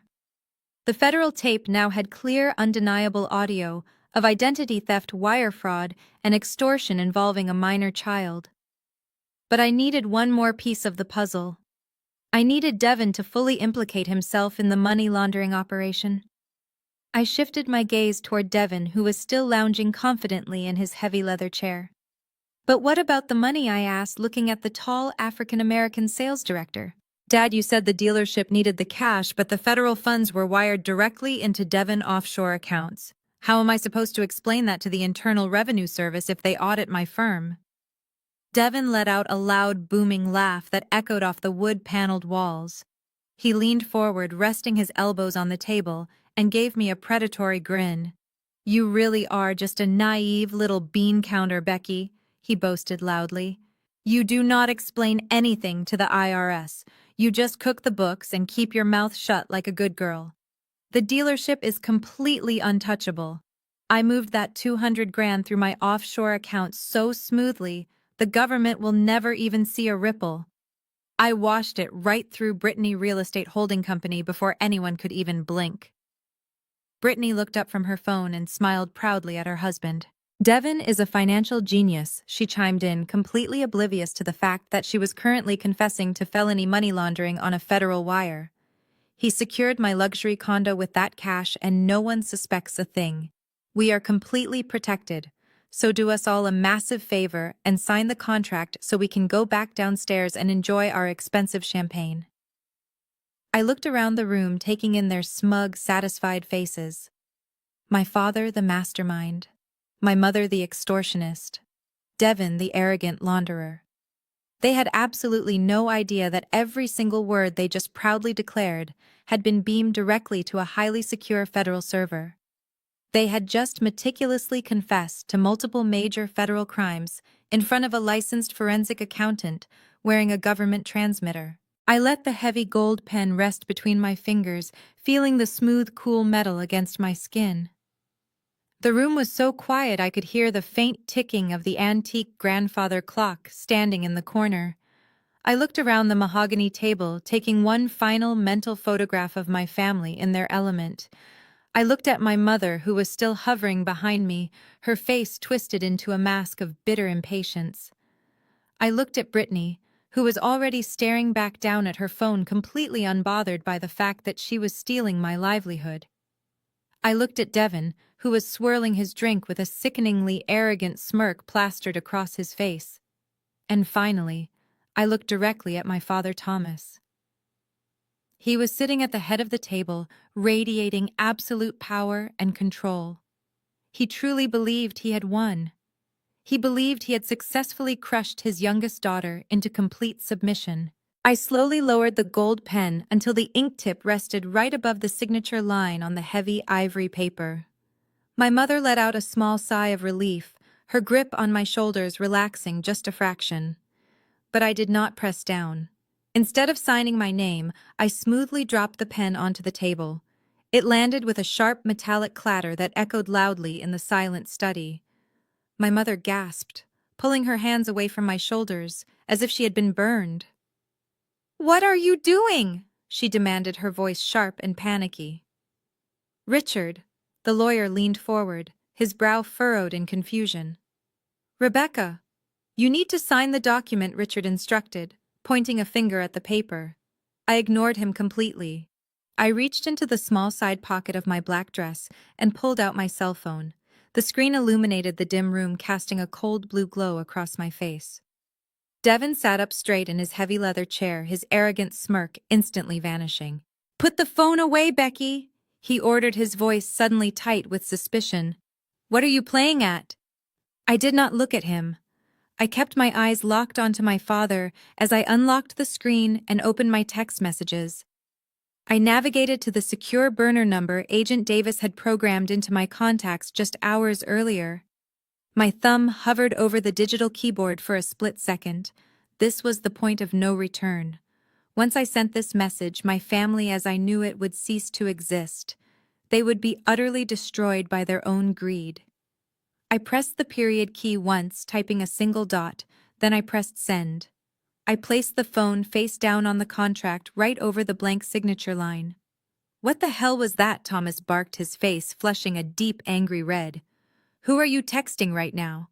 You are supposed to be signing the contract." I pushed my chair back slowly and stood up. The heavy wooden legs scraped loudly against the carpet. I took a deep breath of the stale air, feeling a massive, crushing weight finally lift off my chest. I reached down and smoothed the wrinkles out of my black skirt before straightening my jacket. I stood tall, refusing to hunch my shoulders or play the victim for a single second longer. My father slammed his fist down on the table, rattling the crystal glasses. "I asked you a question, Rebecca," he roared, his voice echoing violently off the wood-paneled walls. "What are you doing?" I looked him dead in the eyes and let a cold, satisfied smile spread across my face. "I am balancing the books, Dad," I replied, my voice echoing with absolute authority. Brittany let out a loud, dramatic groan. "Oh my God, she is having a psychological breakdown," she whined loudly. "Mom, call the judge right now. Get her kid taken away so we can go home." But Thomas did not reach for his phone. He was staring at me, his eyes narrowing as his cunning mind desperately tried to process my sudden shift in demeanor. He noticed my perfect posture and the complete absence of fear in my eyes. He noticed that my hands were no longer shaking. Devin stood up, his massive frame towering over the table. "I am not playing these stupid games anymore, Becky," he threatened, taking a heavy step toward me. "You are going to pick up that pen and sign the paper right now, or I am going to make you regret ever walking into this room." I did not flinch or back away from his towering physical presence. I just kept smiling at him. "You are no longer in control," I stated to him very clearly and with absolute finality now. Devin raised his hand, curling his fingers into a tight fist. He took one more aggressive step toward me, his expensive leather shoes sinking into the plush carpet. He was fully prepared to use physical violence to force my compliance, but he never got the chance to close the distance between us. The 10-second protocol had just expired. A deafening crash suddenly shattered the tense silence of the private study. The heavy, solid mahogany doors were violently kicked open from the outside with such immense physical force that the brass deadbolt physically tore through the expensive wood frame. Splinters flew across the room, showering the Persian rug. Devon spun around, his fist still raised, but he instantly froze in absolute terror. This was not the country club security staff coming to check on a noise complaint. A highly coordinated team of armed federal agents flooded into the executive room. They were wearing dark tactical vests with the letters FBI and IRS printed across their chests in bright yellow text. They moved with terrifying speed and absolute precision. 2 agents immediately flanked the doorway, securing the primary exit, while 3 more fanned out across the room with their hands resting firmly on their holstered weapons. "Stay exactly where you are, and keep your hands where we can see them." A loud, commanding voice echoed through the space. Special Agent Davis stepped through the splintered doorway, looking completely unrecognizable from the calm man I had spoken to in the windowless government building just hours ago. He was now operating in full tactical command. Through the shattered doorway, the luxurious atmosphere of the annual Christmas party instantly devolved into complete and utter chaos. The lively holiday music from the string quartet abruptly screeched to a halt as a cello was knocked over in the panic. Wealthy socialites who had just been sipping expensive champagne and gossiping about my supposed financial ruin were now screaming in sheer terror. I could see women in designer evening gowns dropping their crystal glasses and scrambling frantically toward the main ballroom exits. Men in custom tuxedos were being forcefully directed to back away from the grand staircase by additional federal operatives stationed on the ground floor. The pristine, high society bubble my parents had spent decades carefully cultivating was popping right in front of their eyes in the most humiliating public spectacle imaginable. Brittany let out a piercing, dramatic shriek and immediately dropped her phone onto the mahogany table. She threw her hands over her head and cowered in her heavy leather chair, completely terrified by the sudden presence of armed law enforcement. My mother, Barbara, was absolutely paralyzed. She stood frozen right behind my empty chair, her mouth hanging wide open in pure shock. Her emerald green gown suddenly looked completely ridiculous in the center of a federal raid. She stared at the tactical vests, as if her brain simply could not process the reality of what was happening. But my father Thomas did not cower. His sheer narcissism completely blinded him to the extreme danger he was currently facing. He genuinely believed that his vast wealth and local country club influence made him completely untouchable, even by the federal government. His face turned a dangerous shade of dark purple as he slammed both of his hands down on the conference table. "What is the meaning of this?" Thomas roared furiously, spittle flying from his lips. He pointed a trembling finger directly at Agent Davis. "Do you have any idea who I am? You have absolutely no jurisdiction to barge into a private club and disrupt my family business. I want every single one of your badge numbers right now. I am calling the governor, and I am going to sue this entire department into complete bankruptcy." Agent Davis did not even blink at the aggressive threat. He stood perfectly still in the center of the room, his expression entirely unreadable. Thomas turned his furious gaze toward his slick family lawyer. "Richard, do something," Thomas demanded loudly. "Throw these thugs out of my private study right now. Tell them they are trespassing on private property." But Richard was not a federal defense attorney. He was a cowardly country club lawyer who specialized in bullying local vendors and drafting predatory contracts. The moment the federal agents had breached the door, Richard had instinctively thrown his hands into the air and backed himself completely into the far corner of the room. He was pressing his body so hard against the expensive oil paintings, he looked like he was trying to melt directly into the wall. "I do not represent you in federal criminal matters, Thomas." Richard stammered, his voice shaking uncontrollably. I am just a corporate consultant. I am not involved in whatever this situation is happening now. Agent Davis did not even glance in the direction of the cowardly lawyer or my furious father. He ignored Thomas' screaming demands and the panicked cries echoing from the hallway. Instead, Davis walked right past the conference table and stopped directly in front of me. The federal agent relaxed his broad shoulders slightly and gave me a respectful nod. Did you get it, ma'am? He asked, his voice calm and steady amidst the chaos of the room. I reached under the hem of my black suit jacket and detached the transmitter pack from the small of my back. I pulled the microscopic wire loose from beneath the collar of my silk shirt and placed the recording apparatus into his waiting hand. I got every single word, Davis, I replied clearly. They admitted to the forged signature, the wire fraud, and the plan to launder the funds. They admitted to the custody extortion plot on the record. Excellent work, Rebecca Davis stated, slipping the device into an evidence pouch. We have the perimeter locked down. My father, Thomas, stopped yelling instantly. The purple color drained from his face, leaving him suddenly old. He stared at the evidence pouch in Davis' hand and then turned his horrified gaze toward me. His jaw moved up and down a few times, but no sound came out. Brittany finally uncurled herself from her leather chair. Her makeup was ruined by her tears. What is going on? She whimpered, looking frantically between me and the agents. Becky, what did you just give him? Why is he calling you ma'am? Devin was leaning heavily against the wall paneling, looking like he might vomit. He pointed a shaking finger at me. She is a rat, he gasped. She wore a wire. She brought the feds into our business. I turned to fully face my family. The victim they thought they had cornered was completely gone. I stood tall and squared my shoulders. I did not bring the feds into your business, Devin, I corrected. You brought the feds into my business when you decided to steal my identity to commit loan fraud. My mother, Barbara, finally found her voice. She took a hesitant step forward, her expensive emerald gown rustling loudly. Rebecca, what have you done? She cried out, clutching her diamond necklace. We are your family. You are just a small-time bookkeeper. You do not understand how these things work. The banks make mistakes all the time. We could have fixed this. You are going to ruin your own father over a simple misunderstanding. I let out a sharp laugh that cut through the heavy tension in the room. A simple misunderstanding, I echoed, shaking my head. Mom, you truly have absolutely no idea who I am or what I do for a living.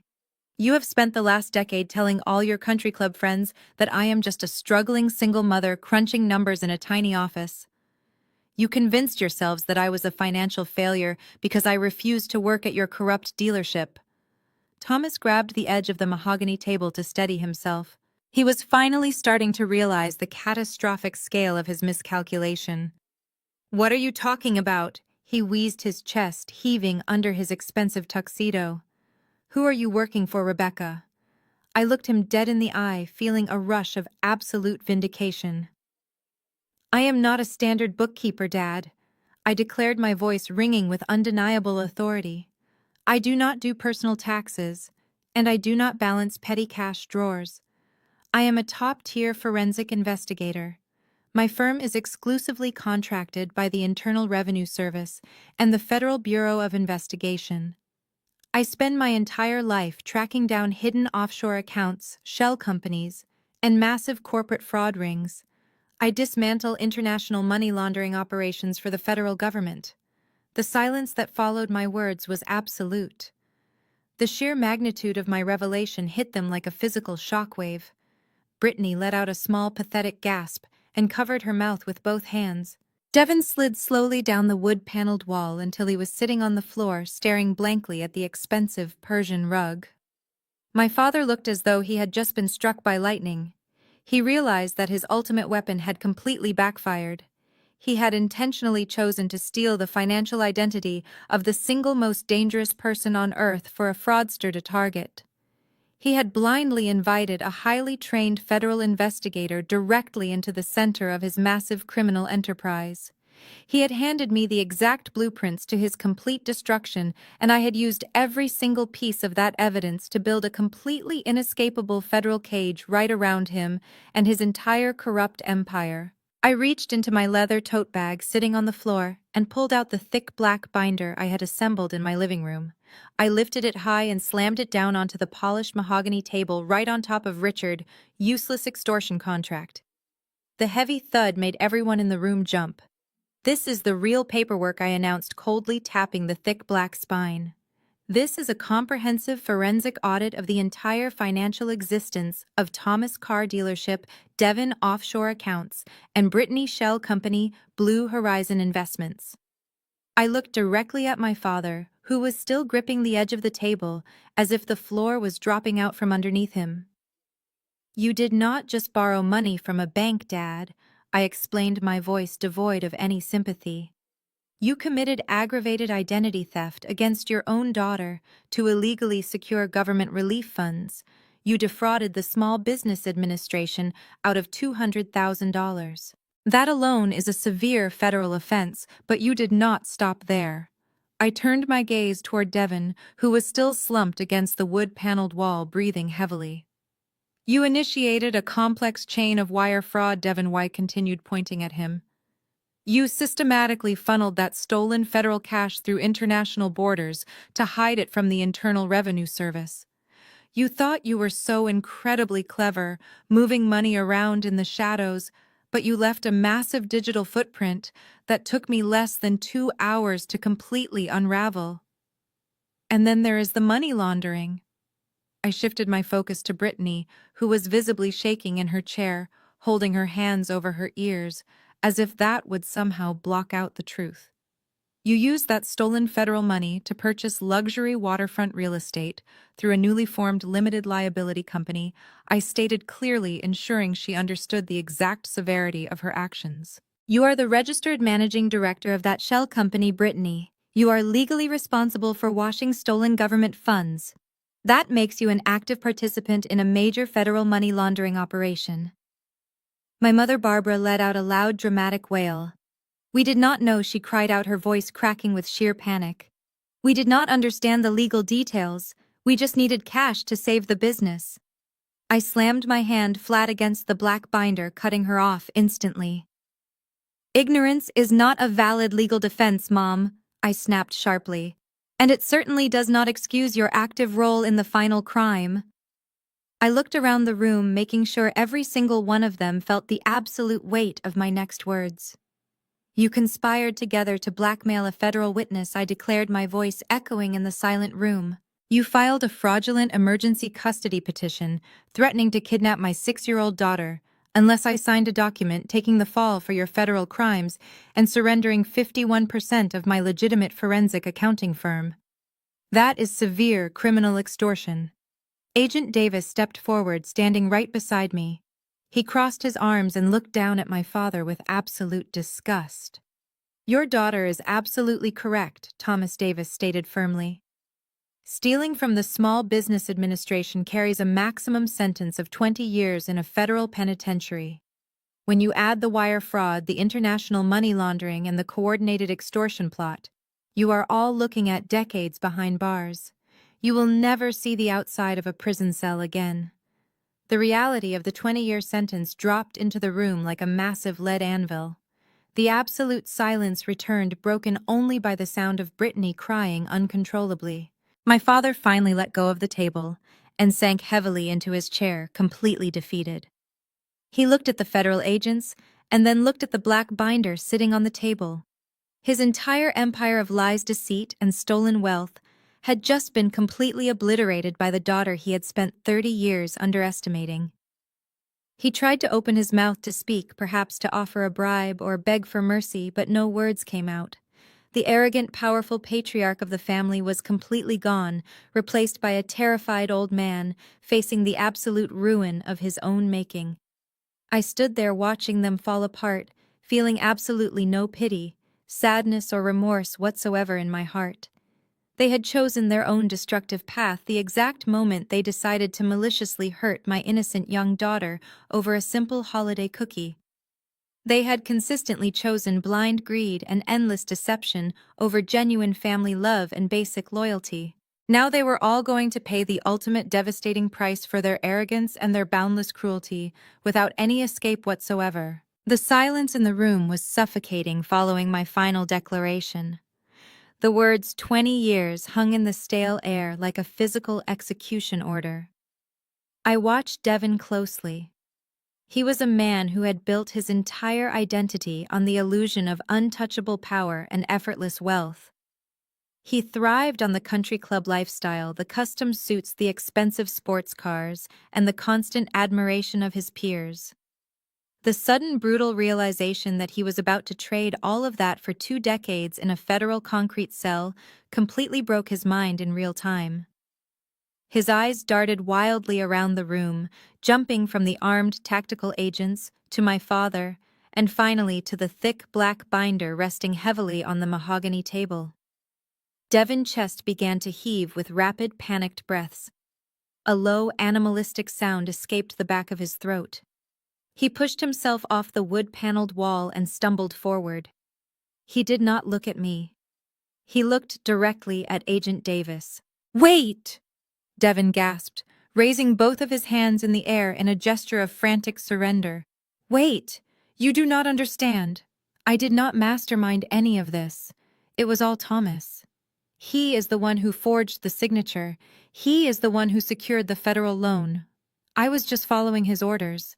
I am just a sales director. He told me I had to move the money or he would fire me and leave me with nothing." Thomas' head snapped up from the table, his eyes wide with absolute fury and disbelief. "Shut your mouth, Devon!" Thomas roared, his voice cracking with desperation. "You greedy parasite! You happily took your cut of that money to buy your luxury watches and fund your degenerate gambling trips. Do not you dare try to pin this entire operation on me." But Devon was completely unraveling. The instinct for pure self-preservation overrode any lingering sense of family loyalty or marital duty. He turned his frantic gaze toward Brittany, who was staring at her husband in complete shock. "And she knew about it too," Devon shouted, pointing a trembling finger right at his own wife. "Brittany knew the money was stolen. She set up the shell company specifically to hide the cash. She signed the real estate deeds. I will tell you everything you want to know, Davis. I will testify against both of them in federal court. I will give you every single password to the offshore accounts and the cryptocurrency wallets. Just please, you have to give me a plea deal. You have to grant me immunity." The sheer speed of his betrayal was absolutely breathtaking. In less than 60 seconds, the supposedly unbreakable bond of their wealthy family had completely disintegrated into a desperate, cutthroat scramble for survival. Brittany's face morphed from absolute terror into unhinged rage. Her perfect high society mask completely shattered. "You spineless coward!" she shrieked at the top of her lungs. "You dragged me into this mess. You told me the shell company was perfectly legal." With a sudden, violent burst of energy, Brittany lunged across the space separating them. She threw herself at Devon, her manicured nails hooking directly into the fabric of his expensive custom suit. She slapped his chest and scratched at his face, screaming hysterically about how he had ruined her perfect life. Devon stumbled backward, struggling to shove his furious wife away from him while still keeping his hands raised in surrender to the federal agents. Thomas tried to stand up to intervene, but his legs gave out and he collapsed heavily back into his leather chair, clutching his chest, struggling for air. My mother Barbara was backed into the far corner of the room, sobbing uncontrollably and pleading with the universe for someone to wake her up from this terrible nightmare. The family that had spent my entire life presenting a flawless, unified front to the world was now physically tearing each other apart in front of armed law enforcement officers. Agent Davis did not even raise his voice. He simply signaled to his tactical team. 2 heavily armored federal agents stepped forward and physically separated the thrashing couple. They pinned Devon firmly against the wood-paneled wall and wrenched his arms behind his back. The sharp metallic click of the steel handcuffs echoed loudly over Brittany, hysterical screaming. Another agent stepped behind Brittany, grabbing her wrists and forcefully restraining her as she continued to thrash and kick at the air. Thomas sat paralyzed in his chair, watching his golden child and his prized son-in-law being forcefully subdued and arrested in his own private country club sanctuary. I stood perfectly still, watching the utter destruction unfold before my eyes. There was no sadness. There was only justice. Agent Davis gestured to his team to finalize the arrests. Two robust agents hauled my father up from his heavy leather chair. Thomas groaned as they forcefully pulled his arms behind his back and secured his wrists with heavy steel handcuffs. The sharp, clicking sound of the locking mechanism echoed through the room like a judge striking a wooden gavel. Devin was already tightly restrained, but he was still blabbering frantically, trying to negotiate a desperate plea deal with any agent who would listen to him. He sounded absolutely pathetic. The smooth-talking, arrogant sales director was completely gone, replaced entirely by a sniveling coward. Brittany was shoved back into her chair by a stern female agent who ordered her to remain completely silent while they fully secured the premises.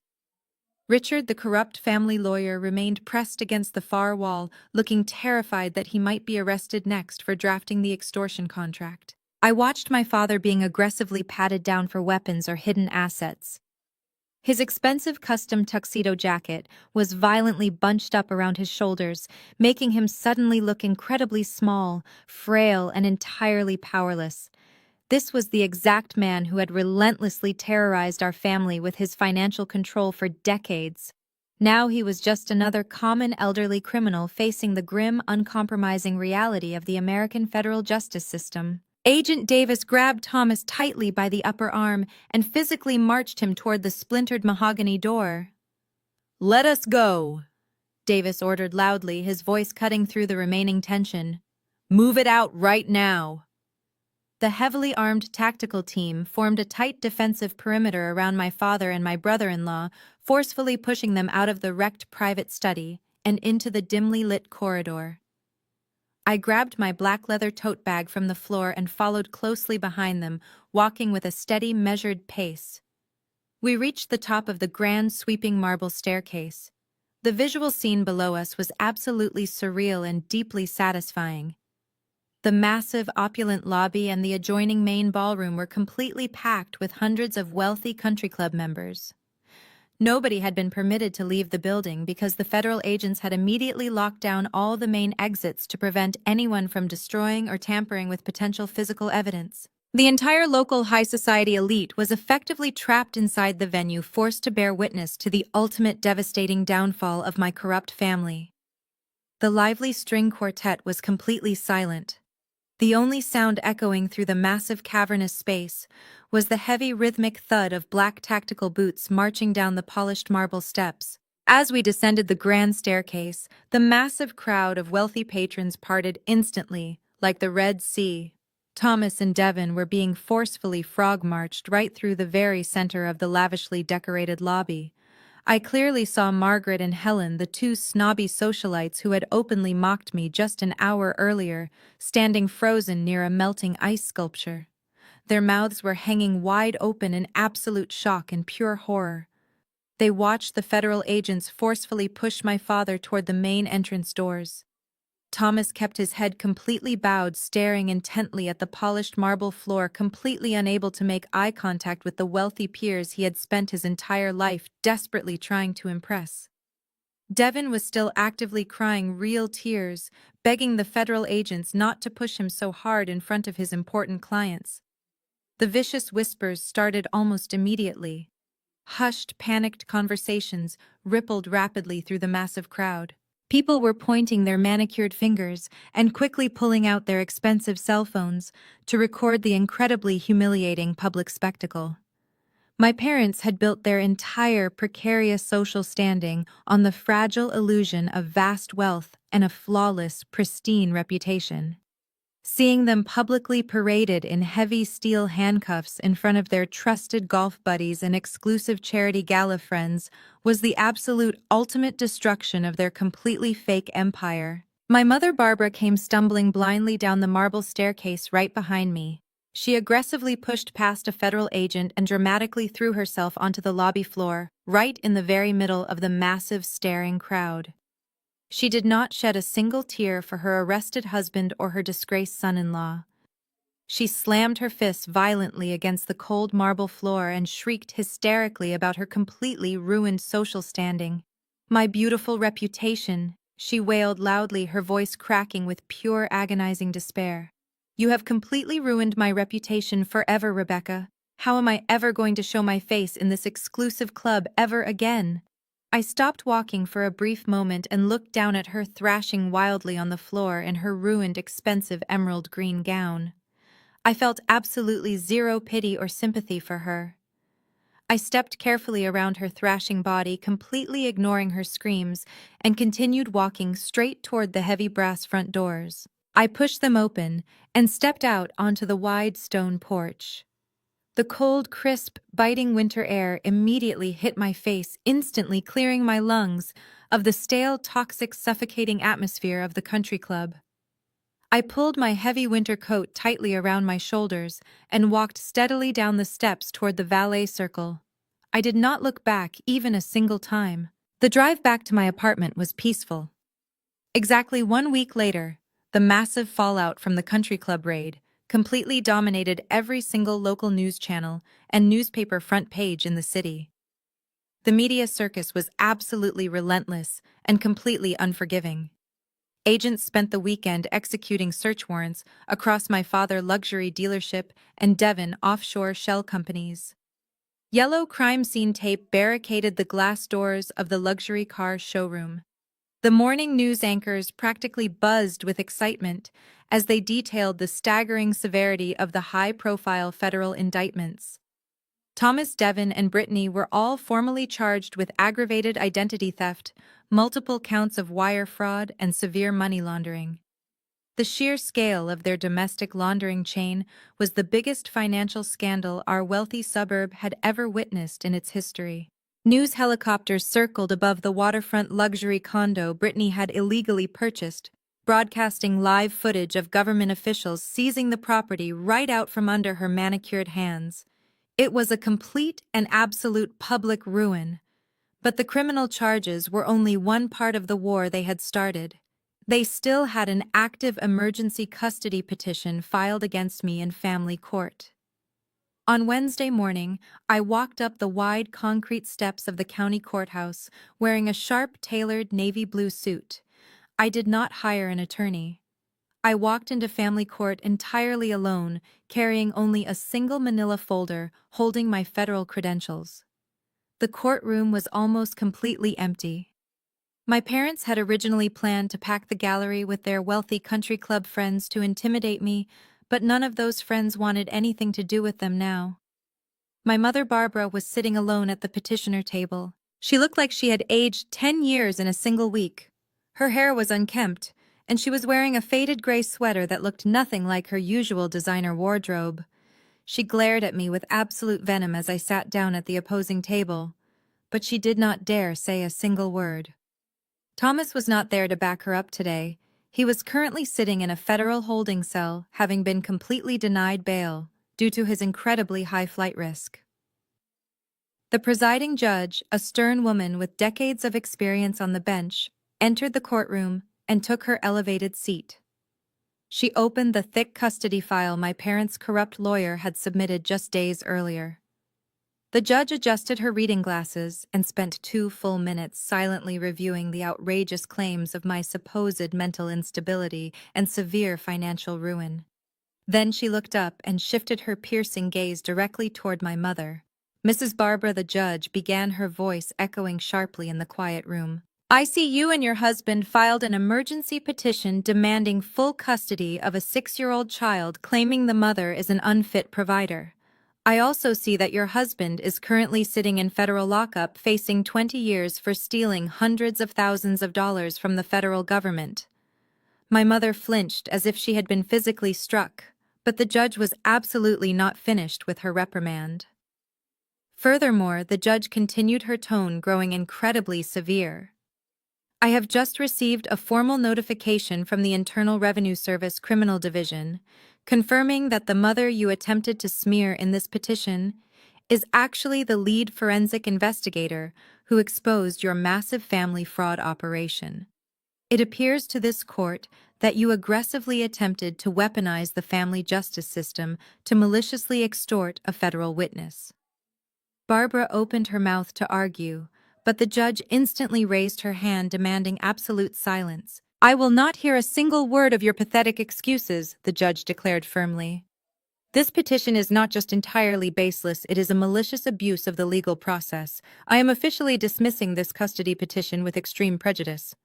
The judge struck her wooden gavel hard against the sounding block.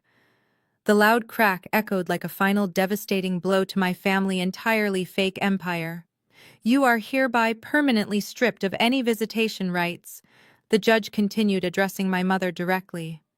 "Rebecca is granted full permanent and uncontested custody of her daughter Mia. If you or any member of your indicted family ever attempts to contact this child or file another frivolous motion in my courtroom, I will personally see to it that you are heavily fined for contempt of court. You are dismissed." I stood up from my table, feeling a massive wave of pure relief wash over my entire body. My mother sat frozen in her wooden chair, completely destroyed. She lost her husband, her golden child, and her granddaughter in 7 days. I walked out free. 6 months passed since that defining morning in the family court. The wheels of federal justice grind slowly, but they grind exceedingly fine. I returned to my quiet, peaceful life with Mia completely undisturbed by the toxic drama that used to suffocate me. My forensic accounting firm actually saw a massive surge in high-profile clients after the news of the raid went fully public. But for my biological family, the harsh reality of their actions finally caught up to them in the most devastating ways imaginable. The Small Business Administration does not forgive, and it certainly does not forget. Once the federal prosecutors finalized their financial audits, the government moved swiftly to recover the stolen relief funds. Because my father had intentionally used his luxury car dealership as collateral for his fraudulent activities, the federal authorities seized every single asset tied to his name. The massive glass showroom where Devin used to swagger around selling overpriced sports cars was completely emptied out by government tow trucks in a single afternoon. Thomas was sitting in a federal penitentiary awaiting his formal sentencing when the bank finally foreclosed on the family mansion. The sprawling brick estate with the heated swimming pool and the manicured lawns was put up for public auction. My mother, Barbara, was forcefully evicted by county sheriffs. She had to stand on the sidewalk and watch strangers carry her expensive antique furniture and imported rugs out to moving vans to be liquidated to pay off my father massive legal debts. She was forced to move into a tiny, cramped apartment on the complete opposite side of the city, relying entirely on a meager Social Security check. She was completely shunned by her former high society friends, who now pretended they had never even met her.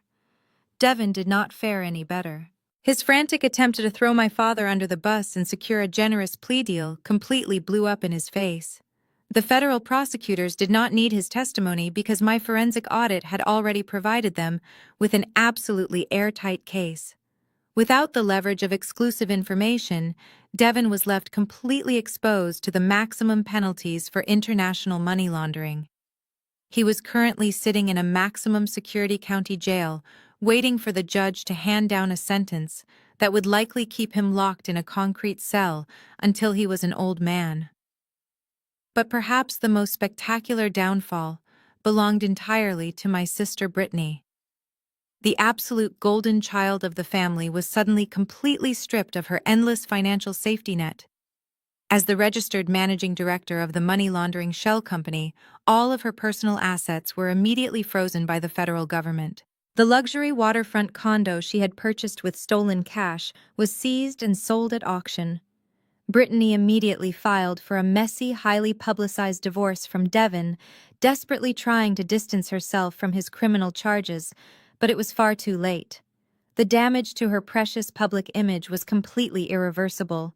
Her heavily curated Instagram account, which she used to flaunt her designer clothes and lavish vacations, was permanently deleted after angry investors and online trolls flooded her comment sections with relentless mockery. Without her wealthy husband, and without our parents' deep pockets, Brittany was forced to face the real world for the very first time in her 35 years of existence. She had zero marketable skills, no college degree, and a pending felony indictment hanging heavily over her head. Nobody in her elite social circle was willing to hire her. Last week, a former colleague of mine mentioned seeing Brittany working as a cashier at a discount retail store on the outskirts of the city. The woman who once stood in my apartment and arrogantly demanded 51% of my successful business was now wearing a cheap polyester uniform and scanning clearance items for minimum wage just to afford her basic groceries. She had to take the public bus to work because her luxury SUV had been repossessed months ago. The complete role reversal was almost poetic. They had spent my entire life trying to convince me that I was a massive failure who would never survive without their generous support. They had constantly belittled my hard work and mocked my career choices. But when the dust finally settled and the stolen money was stripped away, their true, complete incompetence was fully exposed to the entire world. They were nothing without their lies and their fraudulent schemes. I did not gloat, and I did not reach out to mock them. Their natural consequences were punishment enough. I simply focused entirely on building a beautiful, stable future for my daughter, completely free from their poisonous influence. I knew I had finally won my true freedom. The transition from that chaotic winter into the bright warmth of the following summer brought incredible changes to my professional life. I stood by the floor-to-ceiling windows of my brand-new high-rise corner office, looking out over the sprawling city skyline. The expansion of my forensic accounting firm had been massive. With the highly publicized exposure of the dealership money laundering ring, my reputation as an uncompromising and brilliant auditor absolutely skyrocketed. I moved my entire team into a premium downtown commercial space, leaving the cramped apartment office behind forever. My personal desk was a sleek expanse of polished glass, completely free of red pushpins and tangled string. I held a steaming mug of artisanal dark roast coffee and watched the tiny cars moving on the highway far below. Life was incredibly peaceful and perfectly organized. The sharp ringing of my private desk phone broke the quiet atmosphere. I walked over and glanced at the caller identification display. It was an automated operator from a restricted number indicating an incoming collect call. My private direct line was unlisted, meaning whoever was calling had gone through significant effort to bypass my administrative assistants. I tapped the speaker button out of sheer professional curiosity. An automated voice announced that there was a collect call from a restricted facility, but then I heard the unmistakable sound of a heavy, sobbing breath. I pressed the button to accept the charges. "Rebecca! My mother?" Barbara wailed, her voice instantly echoing through the spacious modern office. It sounded thin and incredibly fragile, completely stripped of the arrogant command she used to wield like a weapon. "Please do not hang up," she begged frantically. "I have been trying to get through to you for weeks. I am so sorry, Rebecca. I am just so incredibly sorry." I leaned back in my ergonomic leather chair and listened to her cry. The sound that used to send me into immediate panic now registered as nothing more than background noise. "Where are you, Mom?" I asked, keeping my voice perfectly level and devoid of any emotion.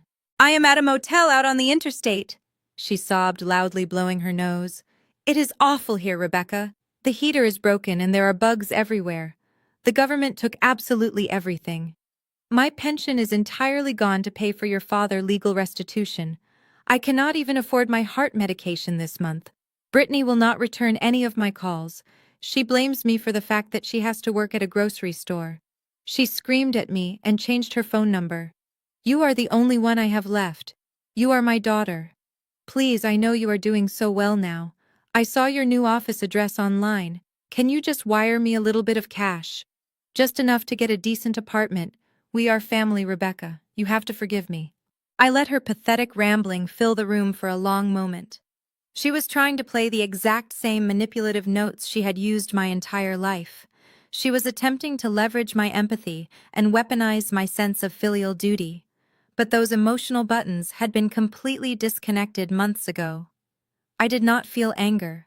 I did not feel sadness. I felt absolutely nothing but a terrifying calm. I picked up the phone receiver, turning off the speaker function so she could hear the absolute finality in my voice. "Mom," I said quietly, cutting through her endless stream of excuses. "You do not get to invoke the word family when you suddenly need a financial bailout. You permanently forfeited that right the night you tried to extort me and take my daughter away to protect your stolen wealth." A heavy silence fell over the line. I could hear her ragged, panicked breathing. "You spent 30 years prioritizing your own image over my well-being." I continued, my voice dropping to a cold, unyielding tone. "You allowed Dad to steal my identity, and you proudly bragged about taking over my company. You placed all your bets on Brittany. You chose your golden child. Now you reap exactly what you sow." "But Rebecca, please!" she gasped, her voice breaking into a high-pitched, desperate whine. "I am your mother. You cannot just leave me here to rot." I did not raise my voice, and I did not argue. "I have a meeting to get to," I stated simply. "Goodbye, Barbara." I gently placed the receiver back onto the cradle, severing the connection entirely. I immediately opened my phone system settings and permanently blocked the number. I established a titanium boundary right then and there, ensuring she could never infiltrate my peaceful life ever again. I walked back over to the expansive windows and let the warm sunlight wash over my face. I thought about Mia, who was currently at her prestigious new school, thriving and perfectly happy. The toxic generational cycle of manipulation and greed was completely broken. I had successfully rebuilt my life from the ashes of their lies, and nobody would ever dictate my worth again. I left the office precisely at 5 o'clock. There was no longer any need to work grueling late-night shifts to keep a struggling firm afloat. I rode the glass elevator down to the private parking garage and climbed into my brand new car. The drive home was smooth and relaxing. I navigated away from the towering skyscrapers and headed toward the quiet, upscale suburban neighborhood I now called home. I turned onto my street and pulled into the wide paved driveway of a beautiful two-story modern house. It was surrounded by lush green trees and featured a large, secure fenced backyard where Mia could safely play. This house was not bought with stolen government funds or shady offshore wire transfers. Every single brick of this home was paid for by my own relentless hard work and my uncompromising integrity. I unlocked the heavy wooden front door and stepped into the bright, welcoming foyer. The air inside was warm and smelled absolutely incredible. There was no lingering scent of stale bourbon or suffocating designer perfume like the spaces my parents used to inhabit. Instead, the house was filled with the sweet, comforting aroma of vanilla and baked sugar. I kicked off my heels and walked softly down the hardwood hallway toward the expansive kitchen. The sound of bright, ringing laughter echoed off the high vaulted ceilings. It was the most beautiful sound in the entire world. I leaned against the doorframe and watched the scene unfold. My trusted senior partner, Diana, was standing by the massive island wearing a flour-dusted apron over her professional work clothes. She was playfully tapping flour onto Mia's nose. Mia was sitting on a tall wooden stool, giggling uncontrollably. Spread out across the smooth granite counter were dozens of freshly baked sugar cookies covered in vibrant pink frosting and colorful rainbow sprinkles. This was not a stiff, formal holiday gathering governed by strict rules and invisible landmines. This was just a random Tuesday evening filled with genuine, unscripted joy. "Mommy, you are home!" Mia cheered loudly. She hopped down from the stool and ran across the kitchen, throwing her arms tightly around my waist. I knelt down and hugged her, breathing in the sweet scent of vanilla radiating from her hair. "Look what Diana and I made," Mia announced proudly, pointing a sticky finger toward the kitchen island. "We made all the cookies in the whole world." I stood up and smiled at Diana, who gave me a warm, knowing wink. "We certainly did." Diana laughed, wiping her hands on a towel. "I figured we needed to celebrate your massive new corporate account at the firm. Go ahead and grab one before the frosting completely sets." I walked over to the counter and picked up a large star-shaped cookie. It was soft and perfectly warm. I handed another one directly to Mia. She took a massive bite, getting pink frosting all over her cheeks. No one slapped her hand away. No one yelled at her or called her greedy. No one used a simple baked good as a vicious weapon to assert dominance or inflict psychological pain. I took a bite of my own cookie and let the profound sweetness wash over me. In that exact moment, the final lingering ghost of that disastrous Thanksgiving dinner completely evaporated from my mind. Watching Mia laugh with frosting on her face, I realized something incredibly profound about the true nature of family. For 30 years, I had been aggressively brainwashed to believe that family was entirely defined by shared genetics and blind obedience. I was taught that blood relatives were entitled to endless forgiveness, no matter how deeply they betrayed you or how ruthlessly they exploited your entire life. But my parents and my sister had proven that biology means absolutely nothing when it is entirely devoid of basic human empathy. True family is not a restrictive obligation you are simply born into. True family is an active daily choice. It is built entirely on a solid foundation of mutual respect, unwavering support, and absolute safety. Diana was my family. The loyal colleagues who stood by me were my family. And most importantly, Mia and I were a complete family all on our own. I had walked through absolute hell to protect my little girl from the toxic cycle that had trapped me for decades. I fought back against severe financial extortion, federal fraud, and vicious psychological warfare. I did not just survive their highly coordinated ambush, I utterly dismantled their entire corrupt universe. As I stood in my beautiful, secure kitchen, listening to the joyful sounds of my healthy, happy child, I realized that I had finally achieved the absolute ultimate revenge. It was not the federal indictments, the seized mansions, or the ruined high society reputations that brought me peace. The ultimate revenge was simply living this massively successful, completely untouchable life. I took another bite of the sugar cookie and smiled, knowing that the bright open future belonged entirely to us.